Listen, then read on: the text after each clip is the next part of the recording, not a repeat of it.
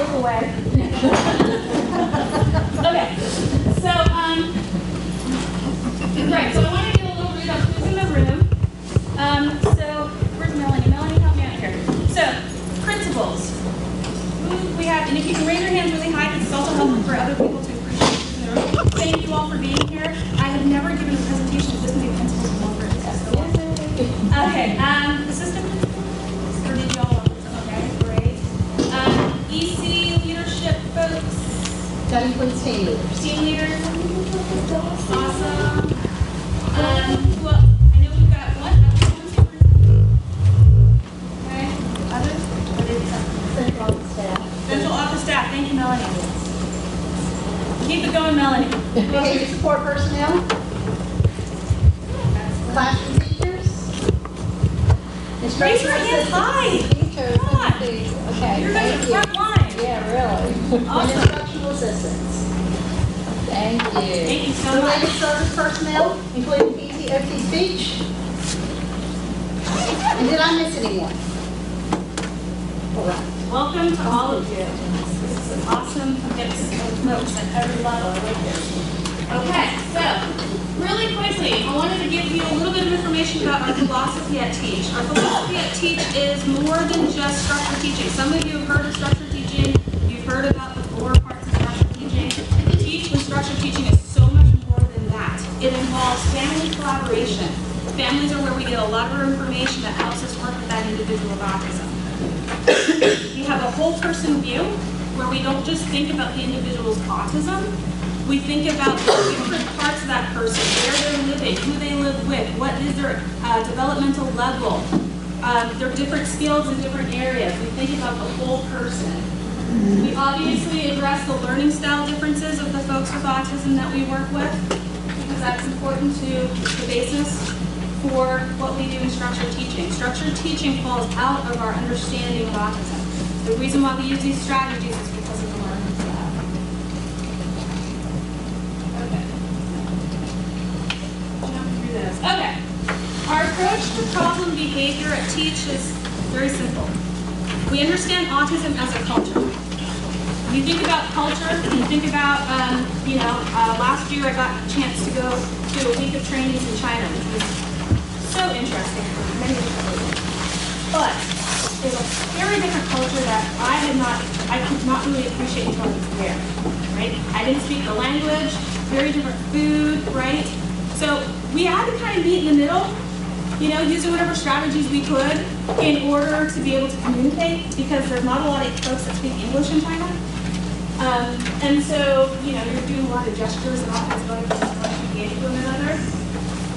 But there's a bit of an understanding there. But culture of autism, that's how we see, we have to build a bridge to the folks with autism. We have to understand where that person with autism is coming from, and then we can have some mutual accommodation. Basically, that we have to meet them halfway.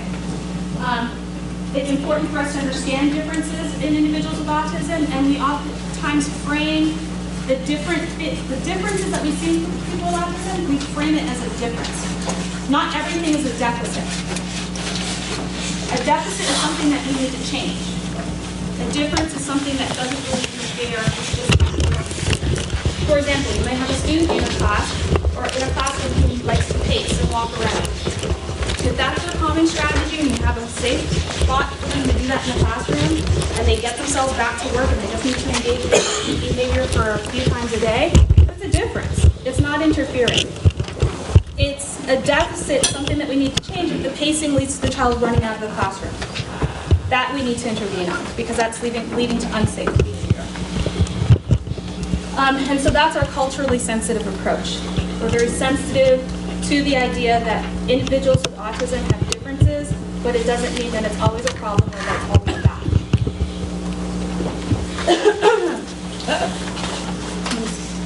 Slides look like they should. Okay, so it's not. I think one thing to appreciate is that at the core of the diagnosis of autism is a difficulty with communication. And anyone who has difficulties like language delay or difficulties with communication, they're probably going to engage in challenging behaviors. And oftentimes the challenging behavior speaks louder for that individual, because all behavior can be communication. It's not the most effective kind of communication, but it is communication. We engage in a positive behavior support strategy at Teach. Now, is there anybody here who has not heard of positive behavior support? Everywhere we go across the country, everybody talks about positive behavior supports. And basically, when I read this out to you, and as we go through this morning, I hope that by the end of this morning you will see, yeah, this approach that we are talking about here at Teach is a positive behavior support strategy. So, it's an approach for developing an understanding of why the child has challenging behavior, and teaching the child new skills to replace the challenging behavior. It's not enough to just replace the behavior. You have to understand why. The why is the learning style of autism. It's a holistic approach that considers all factors that impact on a child, family, and the child's behavior. It's not just about the autism. There are other factors that we need to consider. Okay, now, I'm going to apologize in advance, because this is where I get on my soapbox. And I'll come back to this point when we talk about the FBA process a little bit. So, punishment and positive behavior supports, what's the difference?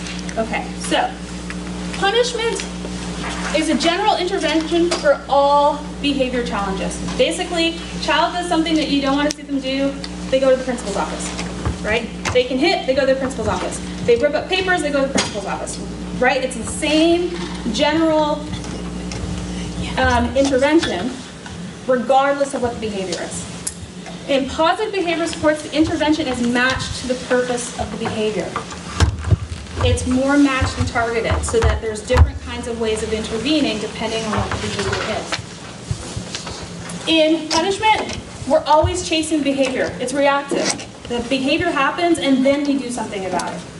In positive behavior supports, we're trying to be proactive. We're trying to put strategies and things into place to even prevent the behavior from occurring or help redirect the child if behavior does occur.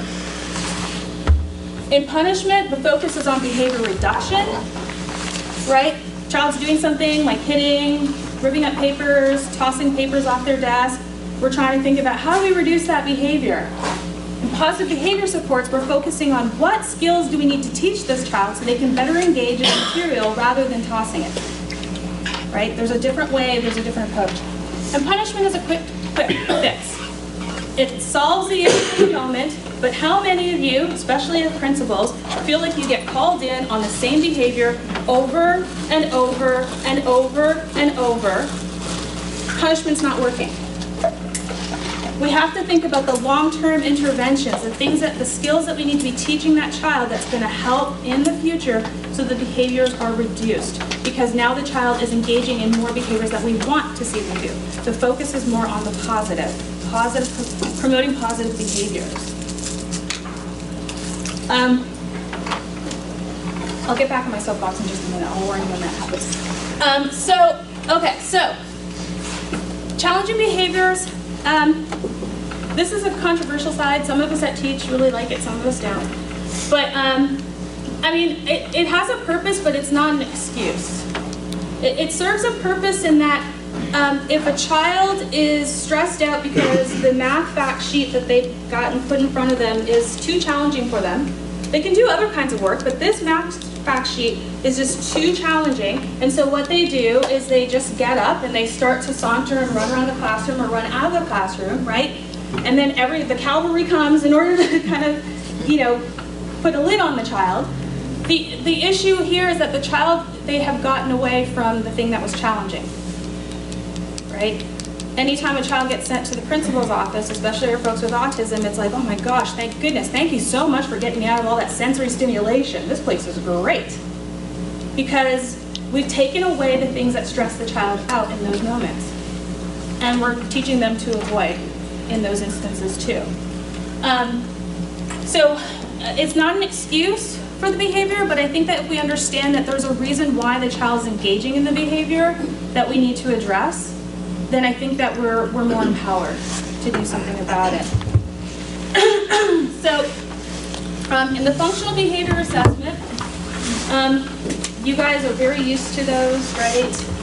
You take data on a behavior, try to figure out when the behavior is occurring, why it might be occurring. It really helps to identify the form of the behavior, so what kind of, say, aggression a child's engaging in, or what kind of non-compliant behavior the child's engaging in. And it helps you identify what the function of that behavior might be. Celeste, do you know if this goes down anymore? Am I about to? Yeah, let me try. I think we can get that a little bit more. There you go. Oh, thank goodness. I thought it was just okay. So functions of behavior. Maybe it could be, the function could be that the child's trying to escape a certain demand. Maybe an activity that's too hard or they don't like it. Maybe it's a request for help in a way. Like they don't know how to do the activity that they've been given, or they're not sure what's going to happen. Maybe there's too much sensory stimulation, and they're trying to kind of get away from that. So you get the idea. There could be functions behind that behavior. Now, the forms of the behavior that are typically developing kids take, right, is that if they need help, they might say, "Yes, sir, I need help," right? They might use some sort of communicative way of letting somebody know what they need. One that's less challenging, I should say. Our folks with autism communicate too, but oftentimes they use maybe screaming, hitting, running, right? Behaviors that we don't want to see them do is oftentimes how they'll end up communicating. So, far too often, these words get used to label the behavior of the individual with autism. And you guys, I know you guys don't use these words. Or if you do, you'll never use them again. Because you come to this lecture, and Tammy from Teach banned them and said you can't use them. Not for the kids with autism and not for any of the kids you work with. They're not stubborn, although that word gets used. They're not lazy. Unmotivated is another word that gets used a lot. No. There are some people who say, oh, but the child just wants their own way. They're just willful. They're attention seeking. Now, if you've said that one, a lot of people use that one, so I'm not going to come down on you too hard, but I will challenge you to erase that from your vocabulary too. And that they're selfish. The reason why I think that we just need to drop these is I can't problem solve around any of these. I do not know what to do for a child who's attention seeking other than tell you, give them more attention? But that's not going to solve the problem, right? It's not going to stop the child from engaging in the behavior that caused you to say the child's attention seeking. That behavior is going to keep going. What is much more helpful is to reframe from the perspective of autism that we're going to talk about in the next few minutes. Reframe and think about, is there a social communication difficulty that's getting in the way that needs to be addressed? Is the child engaged in some sort of routine, be it positive or negative? A lot of the activity and the behaviors that you guys are seeing are part of a routine that the child is engaging in, and you have no idea that you have been pulled into a routine that from the child's perspective, they're not thinking about thoughts and feelings in that moment. They're thinking that this routine needs to play out because that's comforting. Routines are comforting for folks with autism, positive or negative, right? So think about, is there a negative routine that's developed? Is there some sort of sensory overload that's happening for that child? And then these issues here that oftentimes get overlooked for folks with autism, with this learning style that really helps us do our best problem solving around challenging behaviors, which we'll talk about in the next few slides. Celeste is my reminder that you guys need to break. Like I said, I can talk about this stuff all day. Get excited about it. Okay, in your packet, you have got the behavior problem solving process. This behavior problem solving process is on 2 pages. It's called Behavior Problem Solving Process and Questions. This is the behavior problem solving process for autism that has been adopted by the Department of Public Instruction in North Carolina.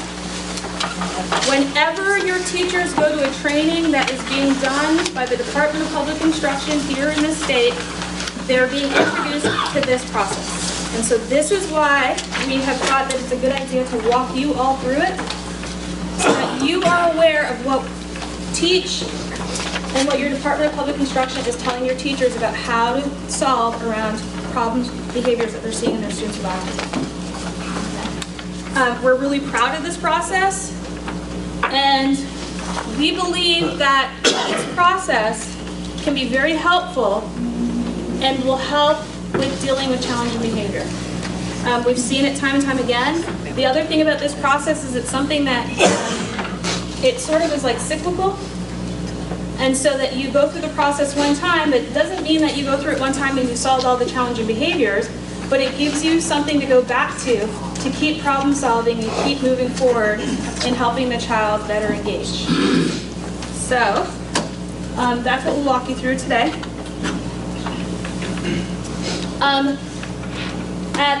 We didn't provide it to you today because we are not going to actually have you do any problem solving today, but I just wanted to put this up here to show you that with teachers we have a form that we can give them that they fill out as they go through the different steps of the process, so they can keep track of their notes about what information they're putting down on each of the steps of the process. So we've created a lot of forms at Teach that we provide in all of our trainings around behavior problem solving that we encourage teachers to go and continue to use, and the Department of Public Instruction uses this too. To address autism, we use the autism framework. We think about the iceberg. We think that's a great analogy for thinking about problem behaviors and where autism fits in. See, the tip of the iceberg is that's the behavior. That's just what you're seeing. But if you want to understand where that behavior is coming from, you got to go below the iceberg and think about that learning style of autism. These are the things that are oftentimes hidden that we don't see, that we have to really stop and think about how these apply to that behavior. So, talk about that as we go through. Now, the step one is this very simple step. Is just clearly defining the behavior that is seen. It's written here and it's very simplistic, but the issue is that unless it's clearly defined, then you might have people interpreting behavior differently. You might not be taking data on the same behavior. Because if I say the child's aggressive, what do you all think I mean? Biting. What was that? Biting, kicking, spitting. Kicking, spitting. Yeah. It's not that. So what is it? Self-injurious. Cool, but it's not that. Not that that's what I'm thinking.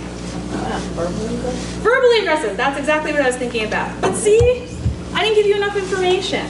So if I just said the child's aggressive, then people are not clear about what behavior we're trying to address. You have to be so clear that somebody can visualize what it is that you are targeting. What it is that your teachers are calling you principals in for. You want them to be very clear about what behaviors it is that they're seeing so that this process can happen. Okay? So, in our step 2, this is going to look very similar to what you all do in the FBA. We had a BCBA help with this part of our process, Board Certified Behavior Analyst. So, we think about the setting. Where does the behavior occur? Is it only occurring in the classroom?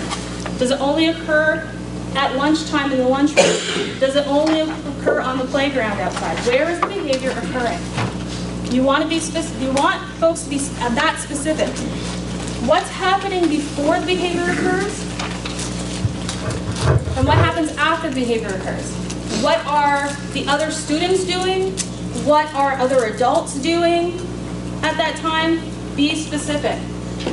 And then we also need to think about, when is it not occurring? We oftentimes forget that that's valuable information. We get so focused on the behavior, we forget to think about, there are times this behavior is not occurring. What is going on at that time that's maybe part of the reason why the behavior is not occurring? So think about all of those pieces. This is an example of a data sheet. You guys have different kinds of data sheets that you use.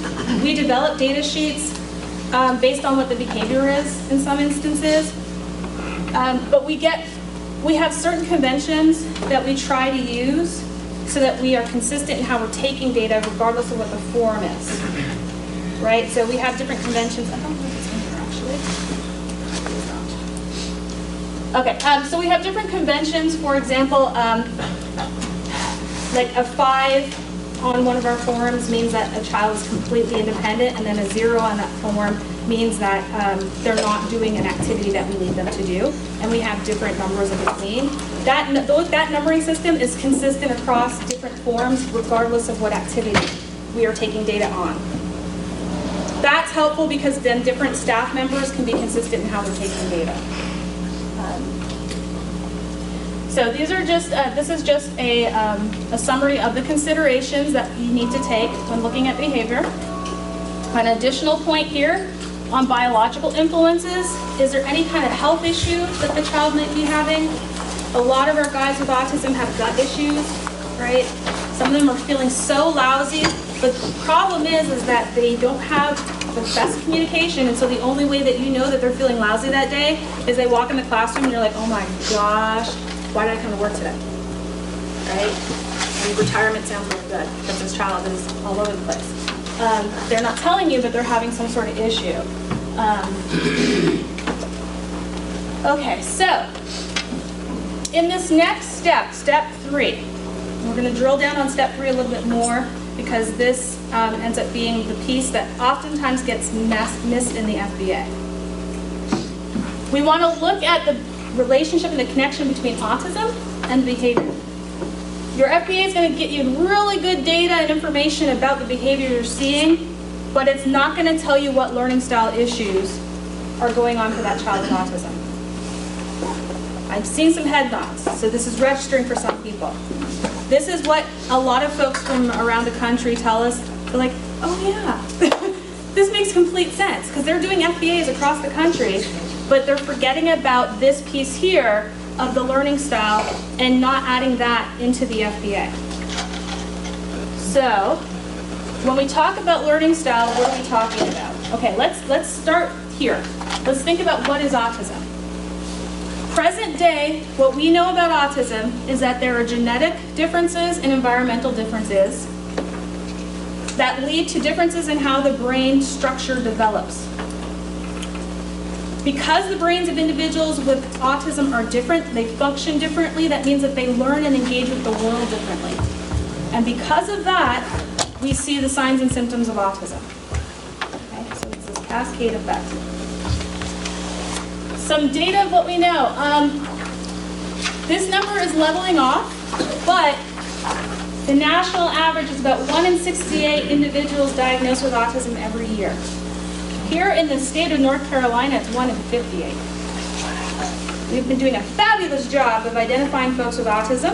Yeah. Even those who years ago, you know, the ones that you went to school with that you're like, oh, that child's a little bit quirky. Well, we might say that they have autism now, right? So, a number that stayed pretty consistent is that there's 4 to 5 boys for every 1 girl diagnosed with autism. But that, I mean, that a lot of different disorders, you see more boys than girls diagnosed. The number actually increases when you look at the girls on the autism spectrum who have average to above average intelligence. So if you look in that group, you see about 7 to 9 boys for every 1 girl diagnosed. We are missing the girls with average to above average intelligence. Gosh, that's great. They're not getting as picked up as they should be. And I will tell you that they're most tricky to diagnose. There's a lot of other co-occurring diagnoses that are going on. Autism occurs across racial groups, ethnicities. It's what we call a fair disorder in that way. In that if you see numbers are different from one country to the next, it could just be because of their detection and identification in that country. But we are fairly certain that it's pretty consistent from one country to the next. So in our, when you think about the diagnosis of autism, we are now, and I'm talking about medical diagnosis because this is what's consistent across counties and across countries. It's based on a continuum. The signs and symptoms of autism can go from mild to severe. Okay, it this number has actually flipped. We now have more individuals with average to above average intelligence who are diagnosed with autism than those with below average intelligence. Most of your folks with autism have average to above average intelligence. They are in your gen ed classes in droves, right? It does coexist with other psychiatric disorders. How many of you have the AAAs? The autism, ADHD, and anxiety, right? Right? Don't, those are the ones that make you think. Retirement. I think about retirement far too often. But, no, they are really challenging to deal with, and we do have to consider those other diagnoses. We definitely do. There are several, the labels are out there: autistic disorder, Asperger's syndrome, PDD-NOS, blah, blah. I can tell you the whole story about why we have switched, but just know that in the medical community, we have switched to autism spectrum disorder. Yes. What is the PDD-NOS? That's a new one. I haven't seen that. Oh, yeah. Okay, so that's pervasive developmental disorder not otherwise specified. Also known as facetiously, you have enough symptoms, but not really, so we'll just say PDD. Basically, those are the kids that when they're really small, people are like, you're not developing well, I don't know what's going on. Maybe it's PDD. Maybe you've got this pervasive developmental disorder that could be autism, it could be something else. It actually, but it's a really interesting question because it's part of the reason why we've gotten away from all these labels and why we're using autism spectrum disorder is that nobody really used these labels correctly. People were not really looking at the proper criteria in order to apply these labels. And so if the medical professionals are not getting it right, how is the community supposed to interpret those labels? Right? So we've moved to autism spectrum disorder. And it encompasses folks who had Asperger's. They're involved, they're in that autism spectrum disorder, autistic disorder, they're in there. The PDD-NOS, they never had autism to begin with, and so they're not meeting criteria. They have other disorders like ADHD, speech differences. They have anxiety, other things. And let's take a 2-minute technology check. Right. Everybody check your phone, messages, 2 minutes.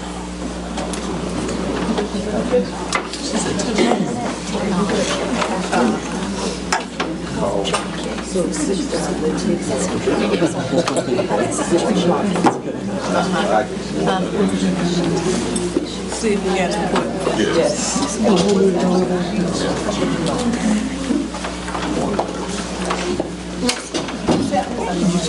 September. Didn't work.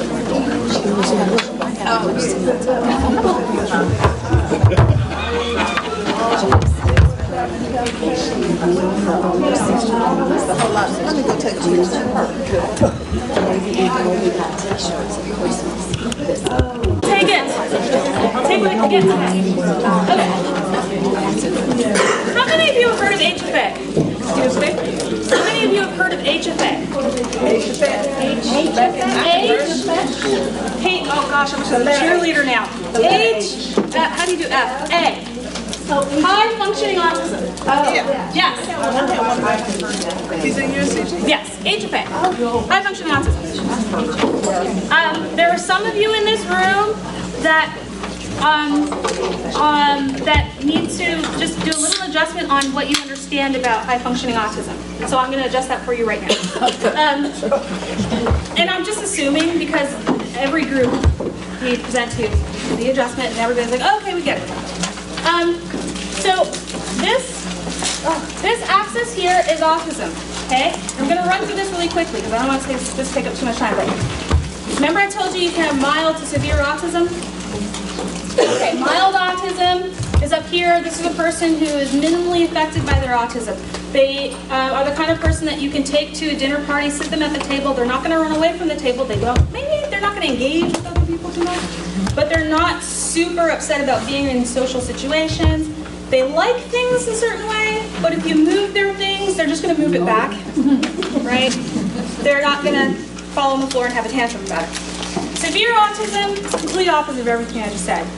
These are the families that tell you they can't bring their children out to certain places because their child's they can't handle it. They can't handle family get-togethers, so they just don't go to Thanksgiving dinner with their family members.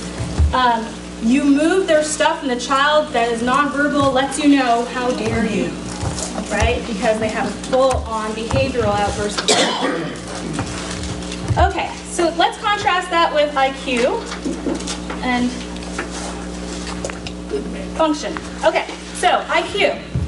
You can have below average intelligence or average intelligence or above average intelligence, right?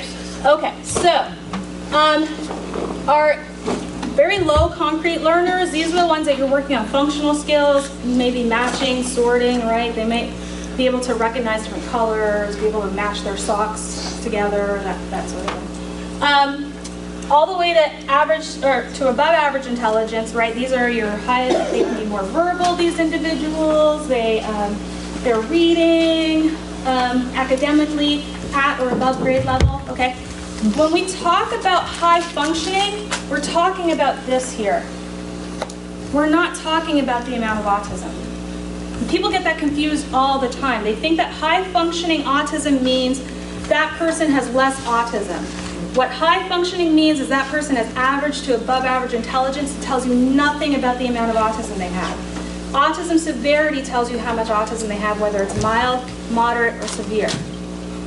Anytime you hear somebody say that the child's high functioning, I want you to take a step back in your mind and really think about, what are you saying? Are you saying that their intelligence is average to above average? Or are you telling me that about their severity of autism? Because it's two different things, okay? So just want to get that straight for you all as you're supporting the teachers that you work with.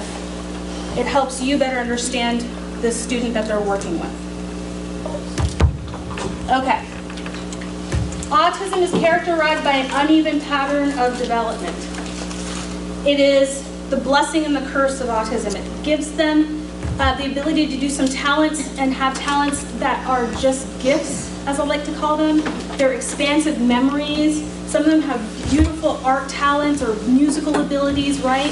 Far greater than what you would expect for their developmental levels, some of these kids, and adolescents and adults. They also have very significant areas of weakness. And so within one individual, you might see this uneven pattern where in intellectual disability, we expect all of the skills to be below average. In a gifted individual, unless they're gifted LD, we expect all the skills to be at, above average level. In typical development, we expect it to be straight across, average, right across the board. In autism, it's like this. So it's like the child that comes into our clinic for a diagnostic evaluation, opens the front door and starts launching into a discussion of every space shuttle launch, the year, who was on the space shuttle, everything. It's amazing. The child's 5. I'm blown away. And then in the middle of the evaluation, the child falls on the floor, starts screaming and crying, and I'm like, what is this? And the dad says, oh, I think he's hungry. How do you know that? Oh, because that's what he does when he's hungry. Why doesn't he just communicate and tell anybody that he's hungry? He has autism. Communication is a challenge for him. It doesn't occur to him that I have to tell other people I'm hungry. I wait until my stomach is eating itself, until I'm in pain, and then I fall on the floor without knowing that I should have told somebody beforehand I needed a snack. But I can tell you about every spatial launch, right? Uneven pattern of development. So here's another tidbit for you. You cannot assume a child's skills based on what you're seeing the child do. You have to assess it. That's what we're telling teachers, that you have to assess, you can't assume. So, because if we make the assumption that that child should have been able to communicate, then we are missing an opportunity to teach them. We could teach him about how to communicate around his needs and his wants, and that's what we have to do. Okay, Stephen Wiltshire, this is your homework. You guys didn't know you were going to get homework today, did you? This is your homework. Go onto YouTube and be blown away by Stephen Wiltshire. He's amazing. He's an adult male with autism. Was minimally verbal. Was sent to an institution when he was 4 to 7 years old by his mom. They told him, you need to send him to an institution. What they did was they used his interest in art. He had a strong interest in art. I don't know how they discovered this. And they gave him materials to work with, to draw. Now, what they do, and I say they because I don't know who exactly they are, but they put him in a helicopter. Sounds really funny. Put him in a helicopter, fly him over a cityscape, And he recreates the landscape down to the number of windows on buildings after flying him for 3 hours. Watch it. Be blown away. It's amazing. An amazing talent that they found in this individual. They actually encouraged his communication through his interest in art by teaching him how to request his art materials using systems because they use his interest. Interests drive learning. If you know the interest of the individual with autism, you can use that in teaching in order to help engage them. We're huge on interest at Teach. And we always want to be figuring out what the interest is for the child because we know we can use it. But it also highlights his uneven pattern of development, how this is a man that can't really have a conversation with people, but he can do that. He also has an amazing memory. Oh my goodness, what's going on? Okay, so, isn't he adorable? This is the same that we oftentimes use at Teach. Once you've met one person with autism, you've met one person with autism. There's very little that we can generalize from one person to the next. This is also, again, why we have to assess when we're working with folks with autism. And this is also why you can't tell parents that, hey, I've worked with so many kids with autism, no problem, don't worry about it, don't worry about your child. They're in safe hands with me.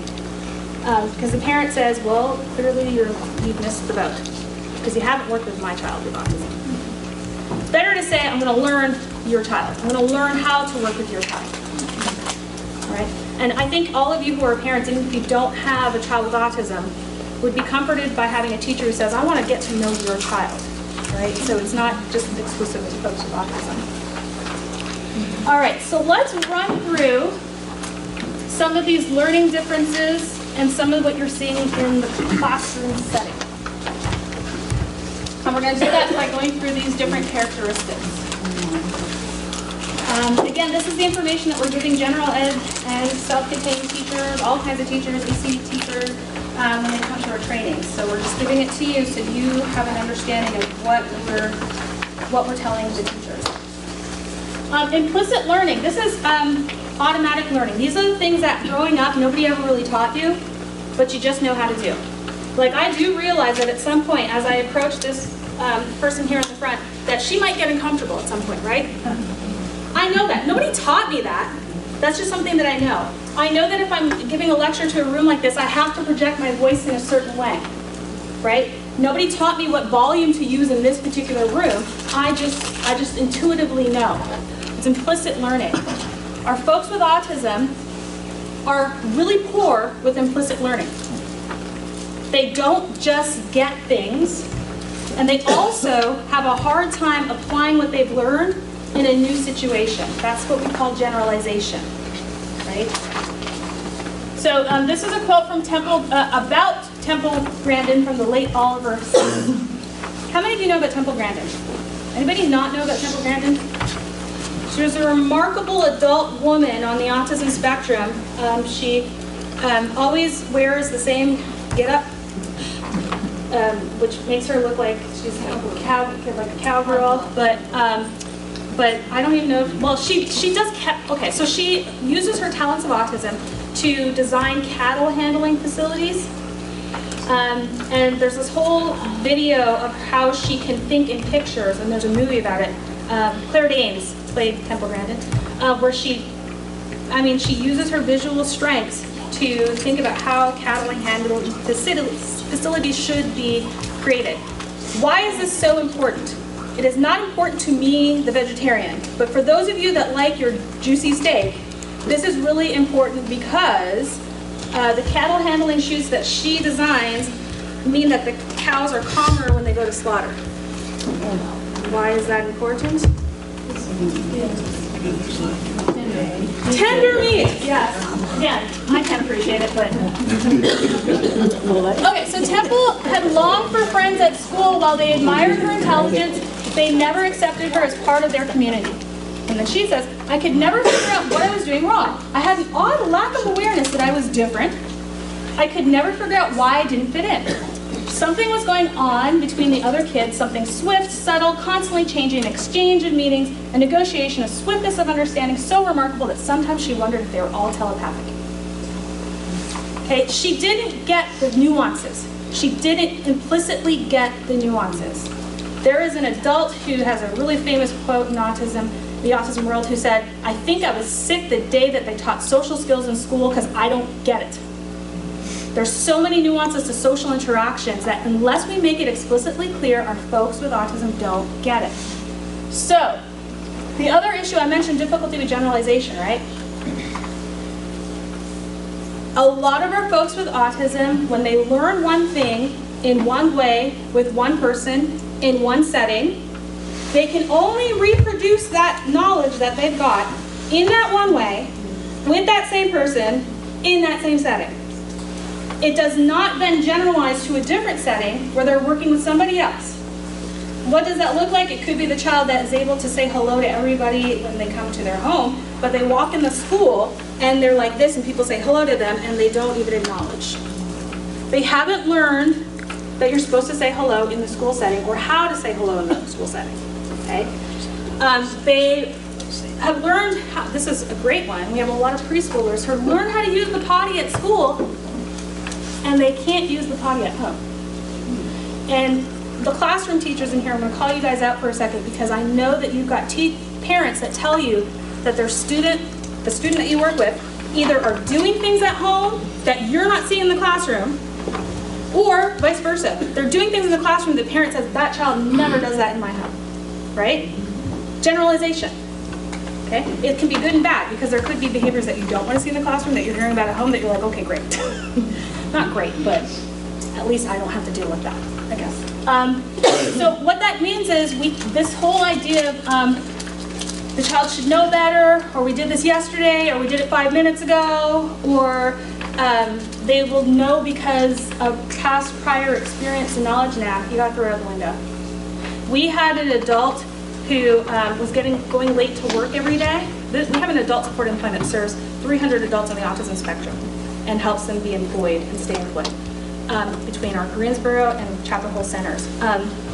We had an adult who would go into work every day late all the time, punching late. So the job coach went in and worked with the adult that, they were supposed to arrive at work 15 minutes early. They had the boss involved in it. It was great.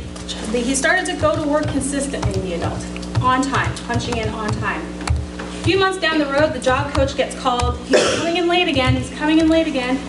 What do you guys think happened? The boss changed. The rule got applied to the boss that helped enforce it. It was only, the rule to come in on time was only associated with that boss. When that boss left, the rule went with the boss. It did not generalize. They had to reteach this adult that he had to punch in on time regardless of who the boss was. That was just the rule for this building. Guaranteed if he went to a different job, they'd have to reteach it again. Okay? So think about if a child is doing something in a certain setting, how do we help them generalize it and be able to demonstrate that skill in a different setting? One of the things that we do is we make rules, we make expectations very clear and explicit, and we use visuals. Because if I need to teach a child using a visual how to ask for help in one classroom, I might need to move it to the art specials room, right? To remind them that they need to ask for help in that setting too. Because I can't rely and just assume the child's going to generalize that knowledge to the other setting. So we use a lot of visuals that the rules or the expectations get tied to the visual and not the person or not the setting. Okay? So you'll see that when your teachers are coming in, they're like, I need to put schedules in my classroom, I need to put visuals up in my class, yes, they're doing it for a good reason. They're trying to teach that individual with autism and provide a strategy that we can then generalize. Okay, sticky attention. Our folks with autism sometimes have the ADHD kind of attention, which is that wide beam, where their attention's all over the place. Pin drops in the corner and they're like, oh my goodness, what's that? They sometimes have that, but they're more known for that narrow, sticky, focused attention. So let's do this activity here. How many of you have heard of the Stroop effect? The Stroop effect. Okay. That's fine, because you're going to do it anyway. Okay, so, oh wait, we'll do this first. Okay, this is from, I'm trying to get some fun. This is from the ADOS. Okay, our folks with autism get very focused on details. So if I were to ask you guys, what is this picture? What is this? Okay, so remember my friend who came into the clinic and told me about all the space shuttle launches? This is what he did. Okay, it's an airplane and a pool and a tennis court and it's a guy on skis and then he even noticed, and I never noticed this before, there's a name right down here that you can hardly see. He noticed every detail in the picture. Why? Because folks with autism are so detail oriented. They get locked and focused on details. The problem is they sometimes don't get locked in and focused on the right detail. It could be a completely irrelevant detail that captures their attention and then they're stuck. And so we need to help them by making clear what they should be attending to and how to disengage from what it is that they're completely attending to, especially when it's not the relevant detail. So now here's where we get to my fun part. Okay, so we're gonna do this as a group. You guys are all friends now because I forced you all to sit right next to each other. We're gonna start up here. We're gonna go down each column, okay? You're gonna just read the words as fast as you can, okay? It's gonna be fine, it's gonna be great. Ready, set, go.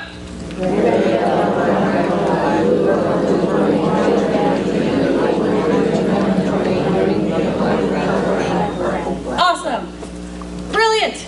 Now here's what you're gonna do. I want you to do it again. This time say the color, don't read the word. It's gonna be fine. We're all gonna do it together. It's gonna be great. Don't practice. I see people practicing. We're doing it together. Ready, set, go.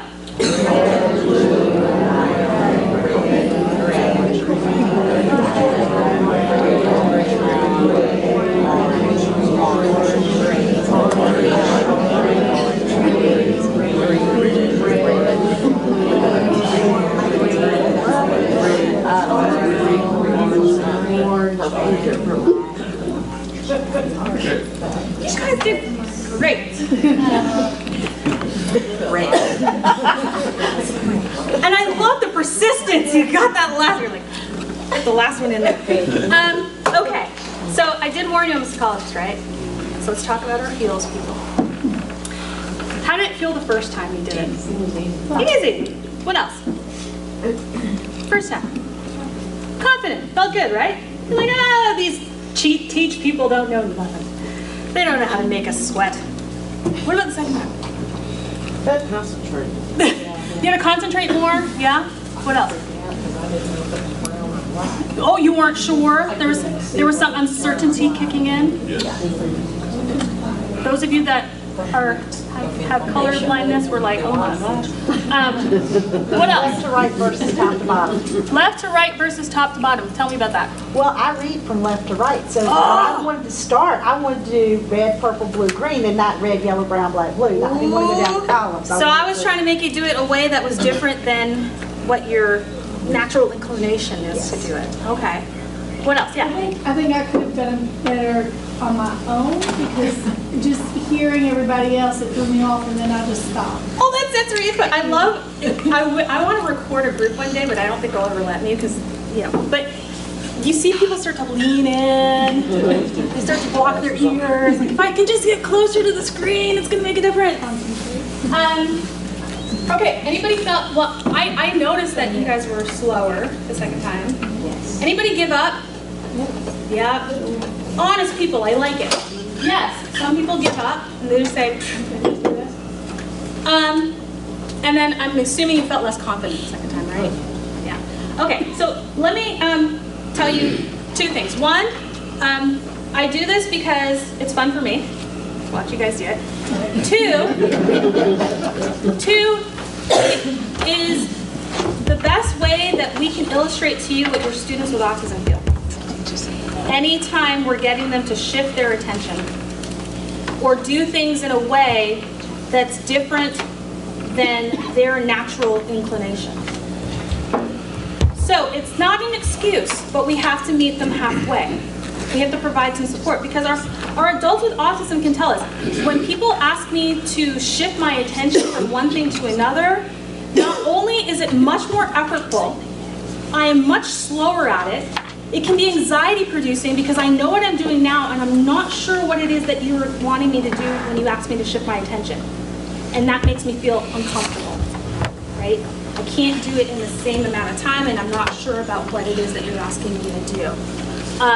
So remember the Stroop effect, remember the discomfort, because from there, that's our bridge. That's the bridge that we're building, that cultural sensitivity piece. We understand that the individual with autism struggles with these things. And so we're going to provide some supports to help them feel less anxious about it, to help them quicken their transition.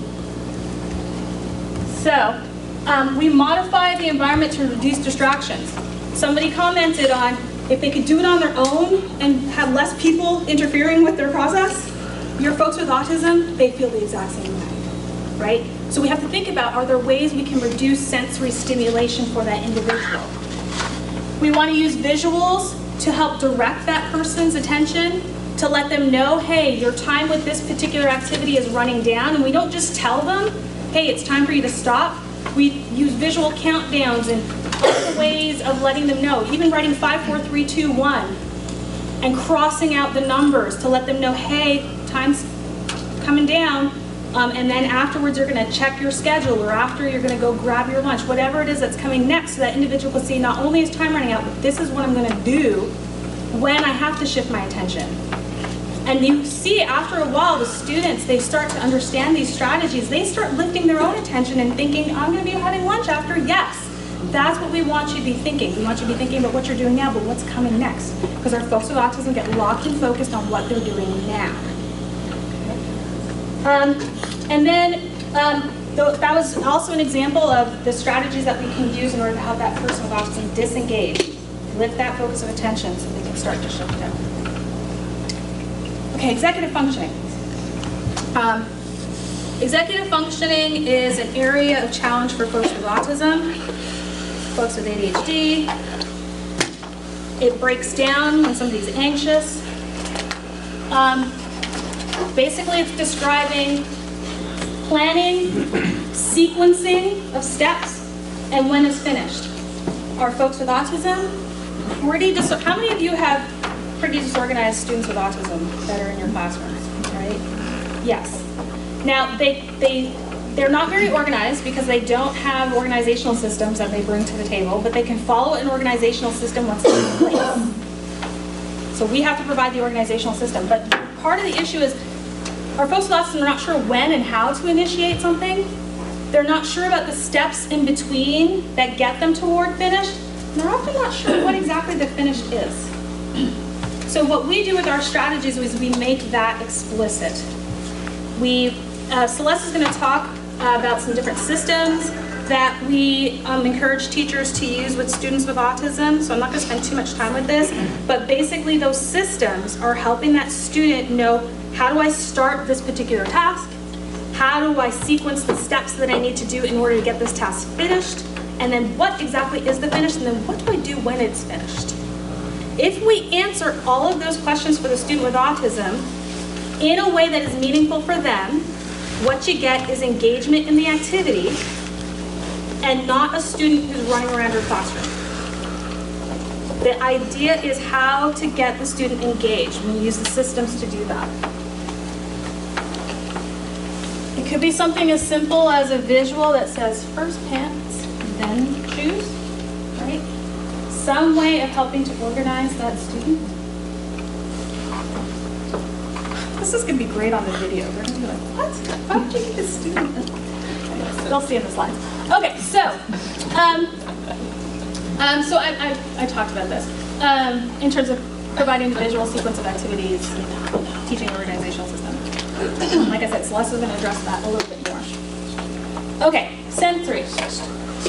As a field, I feel like we relate to the game in some ways in psychology because we only added sensory to the diagnostic criteria for autism in the last version of our diagnostic and statistical manual. But a lot of you have students who are overstimulated very easily, even by these track lights. Apparently they flicker. I don't see it, but your students with autism see it, apparently. And it's just part of the stimulation that comes to them. So quick exercise we can do is okay, so until I mention it, you all have probably been tuning out the sound of this buzzing here from this projector, or the way your seat feels, but now you're thinking about it. Hope they're comfortable, or the temperature of the room, right? You guys are you're not even thinking about it. You don't have to actively do this. You are just tuning out all of the stimulation that's coming at you in order to be able to focus on me and after Celeste. But our folks with autism will tell you that in order for them to do that process, they have to turn it off.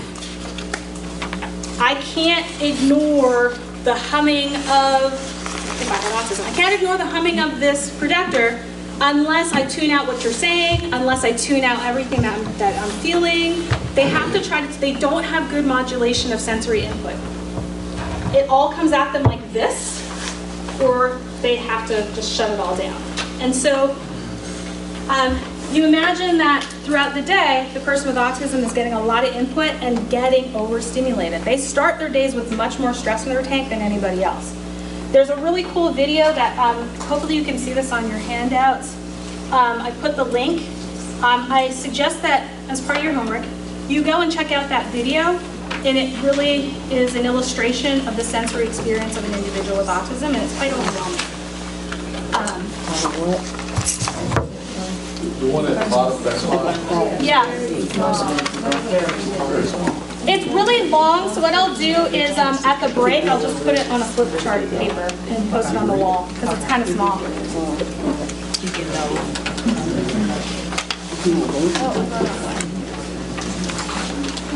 Okay,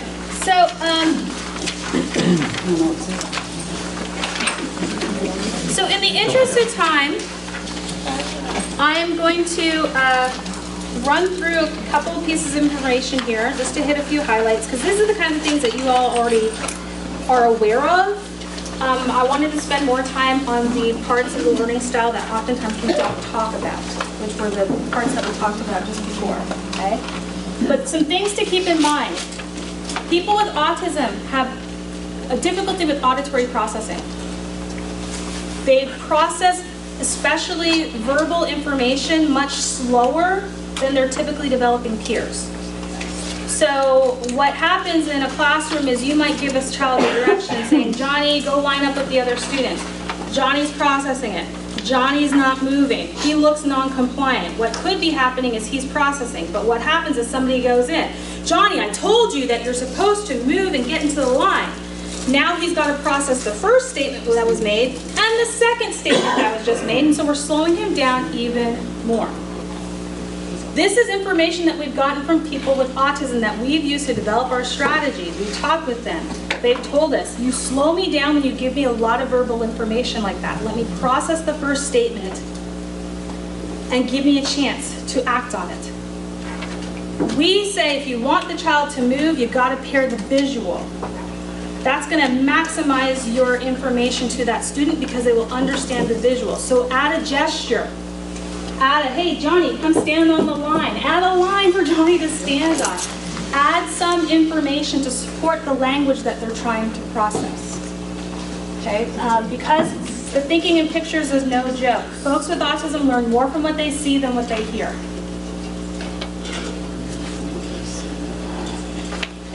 Yes, I can say that again. I heard some. They learn more from what they see than what they hear. So that's a little tidbit for you. They also have really poor perspective taking. This is Sally Ann. This is Sally. Sally has a basket. This is Ann. Ann has a box. Sally has a marble and she puts the marble into her basket. Then she goes on a walk. Look at Sally's face. Well, Sally goes for a walk, but look at Ann's face. Right? You know she's up to no good. What does Ann do? Ann takes the marble out of the basket and puts it into the box. Now Sally comes back. She wants to play with her marble. Where will she look for the marble? In the basket, because that's where she left it. Our young kids with autism, they say the box. Because they can't take another person's perspective. I know it's in the box, and not everybody knows it's in the box. I don't know what you know, what you don't know. That's why a lot of open-ended questions are hard for folks with autism. I don't know what to tell you, because I don't know what you don't know.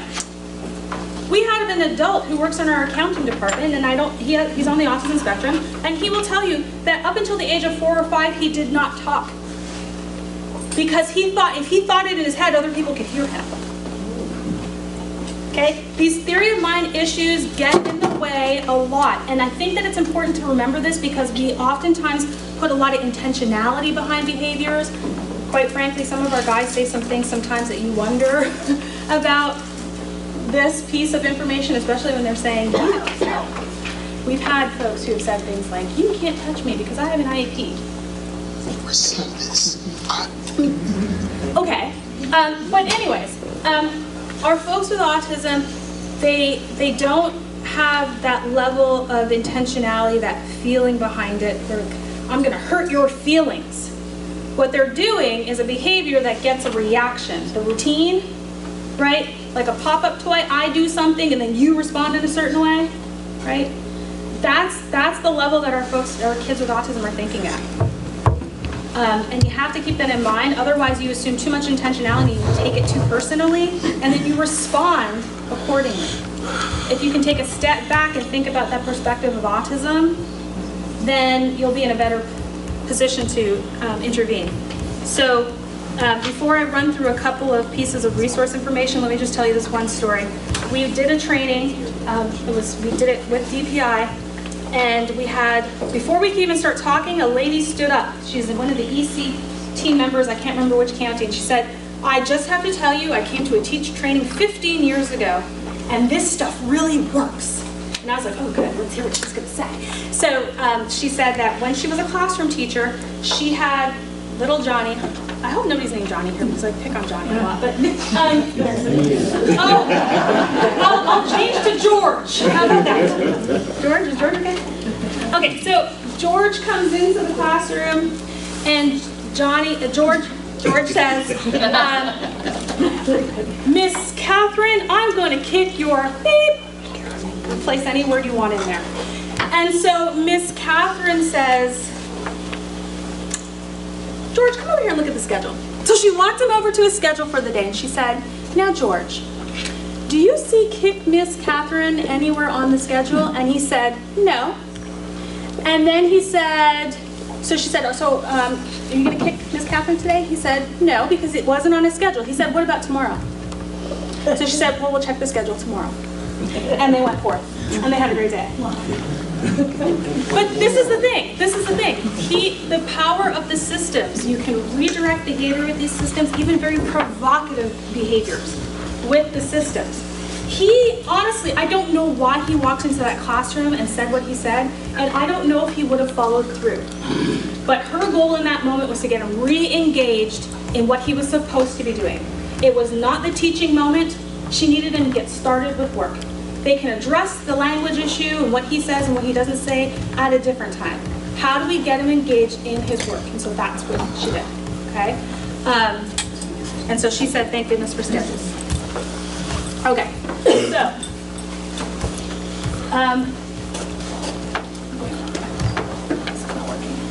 okay, so what I want to do is highlight some, oh no.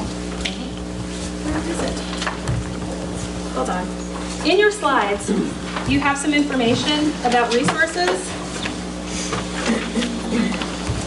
And then I just want to draw your attention to those really quickly. Your North Carolina Department of Public Instruction autism consultant is Amanda Passmore. She has asked me to give you all her email and phone number. She is there to consult with your teams and to be a resource to you. And so she is there to help support you as you're working with your students with autism. At UNC Teach, we offer different kinds of trainings. You have information in your packet about the different trainings that we are offering soon. I encourage you to share that information with your classroom teachers. Other folks working with students with autism are more than welcome. We've had principals, we've had speech and language therapists, OTs, PTs, we've had all kinds of people come to our trainings that work in school settings. At the Chapel Hill Teach Center, we do offer school consultations and trainings to smaller groups of school personnel. So if you wanted us to come and do any training with any of your teachers or any of your staff, we are willing to do so. And then a really fabulous, oh, also, I forgot to mention, the trainings are for DPI. The DPI is offering free trainings.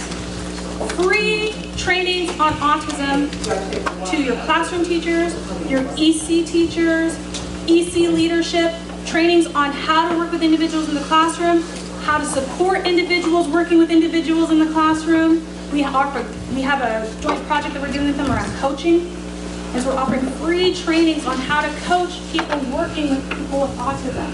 So I highly recommend that you take advantage of these resources. And then last but not least, Frank Porter Graham has taken the 27 evidence-based practices in autism, compiled them onto a resource where it's self-paced learning. They're modules that teachers can go into and learn about different evidence-based practices for individuals with autism. At the end of the training, there's a test. You can get a certificate.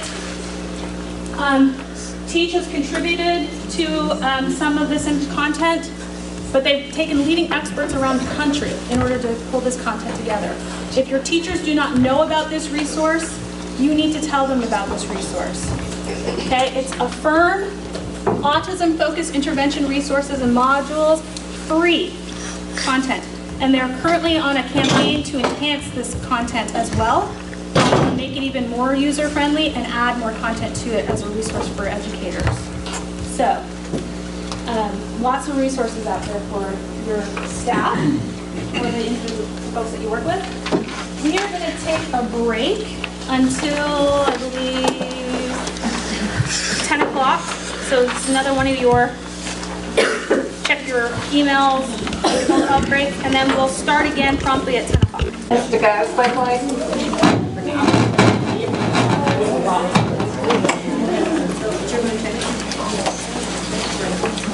So we're going to focus on the next part, is this coming across okay, of how we do the behavior problem solving on your form. So we're concentrating next on step 4, which is going to be where we go into the classrooms and we start to really do problem solving with the teachers. So as administrators, we wanted you to be aware of what are some of the things we're telling the teachers that we want them to look at. And all of these strategies are based on the learning style of the individuals with autism. So we've developed these strategies around knowing how our youngsters and individuals think. We're going to look at different components. We're going to look at the whole idea of structured teaching as a modality, a best evidence-based practice. We're going to look at how does the environment look. Then we're going to take a look at those components of structured teaching, using a schedule, something we call a work system, and then how do we modify work to help our individuals with autism complete the work that we want them to do. We have a saying when we go into working with individuals, if they can't understand something you've said, it may be too abstract. So thinking about, if you can't draw what you just said, it may not be concrete enough for the individual to follow through.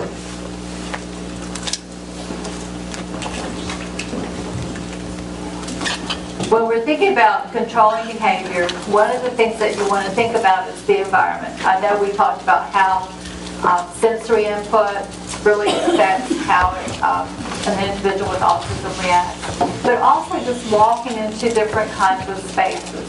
So walking into this room, you picked up a lot of cues about what to do. How did you know what was going to happen in this room? What were some of the things that you saw? Yeah, there was tables, chairs, a projector. So you kind of knew I'm supposed to find a seat, Tammy helped us decide, where we were going to sit closer to the front, but you still kind of knew that you wanted to be facing the screen. So what we want to do to teach our individuals with autism with the environment is to show them where they belong. Because sometimes they don't pick up on those intrinsic cues. When we talked about implicit learning, that's one of the things about implicit learning. You know from experience and having gone to other workshops what you're supposed to do. And we know that part of learning style is not always true for our people with autism. So we want to help arrange the materials in a way that is less stimulating to them and organized, because we also know that organization and sequencing is also a difficult thing. So thinking about the environment. What that might look like is that you're going to be thinking about how do I organize the environment so that it cuts down on their distractibility, increases their organization, and then that will help them to stay motivated to complete their activities. A typical classroom looks like this. Lots of desks, chairs, lots of information on the walls. And so we want to be able to make the learning environment more meaningful for a person with autism. When they walk into this classroom, it might be too overwhelming. Oops, sorry. Take a look at this little girl over here. She started out at the table with the teacher and the other children. But we know that her learning style is that she's distracted by what other people are doing, and that she needs time to have a spot to go over and do her work separately. But she's still within view of the teacher. So thinking about how can I organize the environment so that I have spaces in the classroom for them to go and work separately.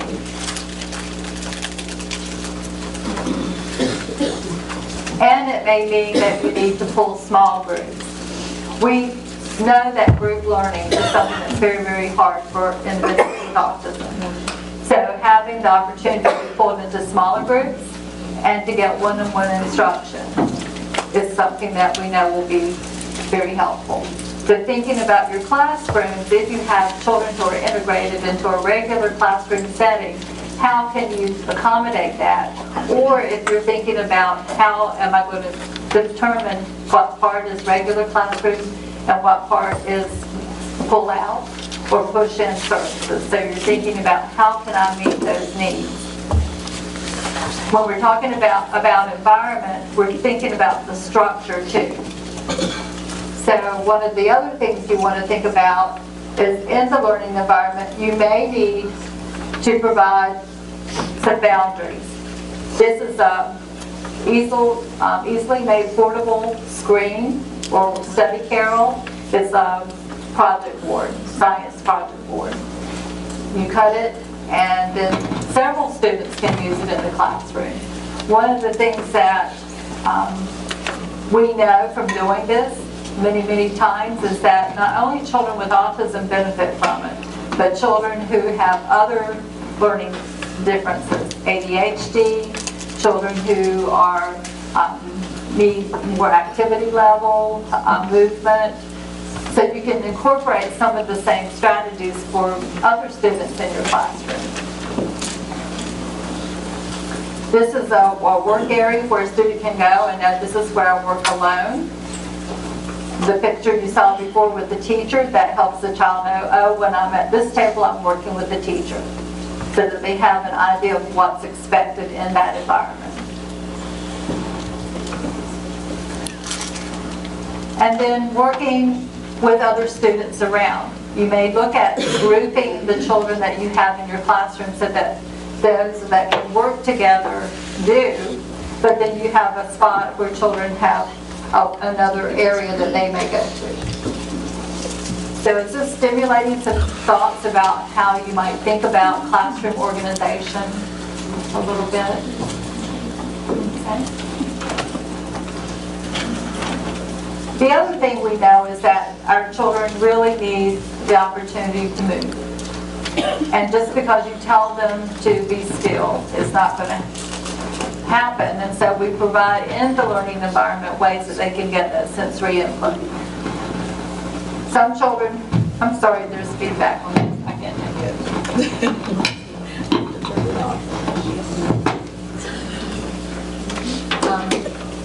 So some children benefit from having the bouncy ball to sit on at circle time. There's the therapy ball chairs that a lot of our classrooms are using very effectively. This is one of those little shovel chairs that you sit in and it kind of gives the feedback. So if there are parts of the day that you can incorporate some movement, then that's what I would encourage you to think about. So for administrators, your teachers may be asking for materials that you might not typically get on a teacher list, like therapy chairs, but we are encouraging some of the staff to start ordering those. Also the wiggle cushions. How many of you have seen the wiggle cushions? There's also something called therapy bands that you can put on the legs of the chairs and they can move their feet on those or bounce their feet. Thinking about how you can incorporate that. Your occupational therapist is a great resource in your school system to figure out what kinds of sensory and movement materials are available for you to order. In this classroom, there's a child that likes to get up and walk around. So the teacher designated, where can I walk? A pacing line. This is masking tape on the carpet to give him a spot. So it's okay to move around, but this is where you stay and not in the area of other children. And for him, that's all he really needed. You're going to be thinking about when you're making your groups in the classroom, we're going to encourage teachers to think about how do we create areas where they go and have breaks. Just like you needed to have a break to check your phone, there's going to be times that we're going to incorporate more break times in the classrooms for our students with autism.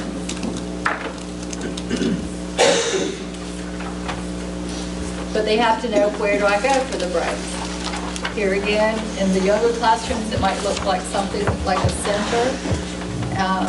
Telling them where do I belong, keeps them in that area very clearly by putting the line on the carpet here. Or designating a specific area of the classroom for breaks. A book corner or a block corner, so that they have that very clear expectation, this is where I go for breaks.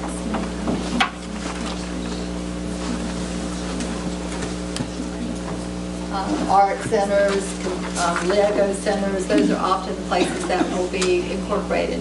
Now, one of the things that I want, which we'll be talking about, is when they go to break, they have to be taught what to do when they go to break.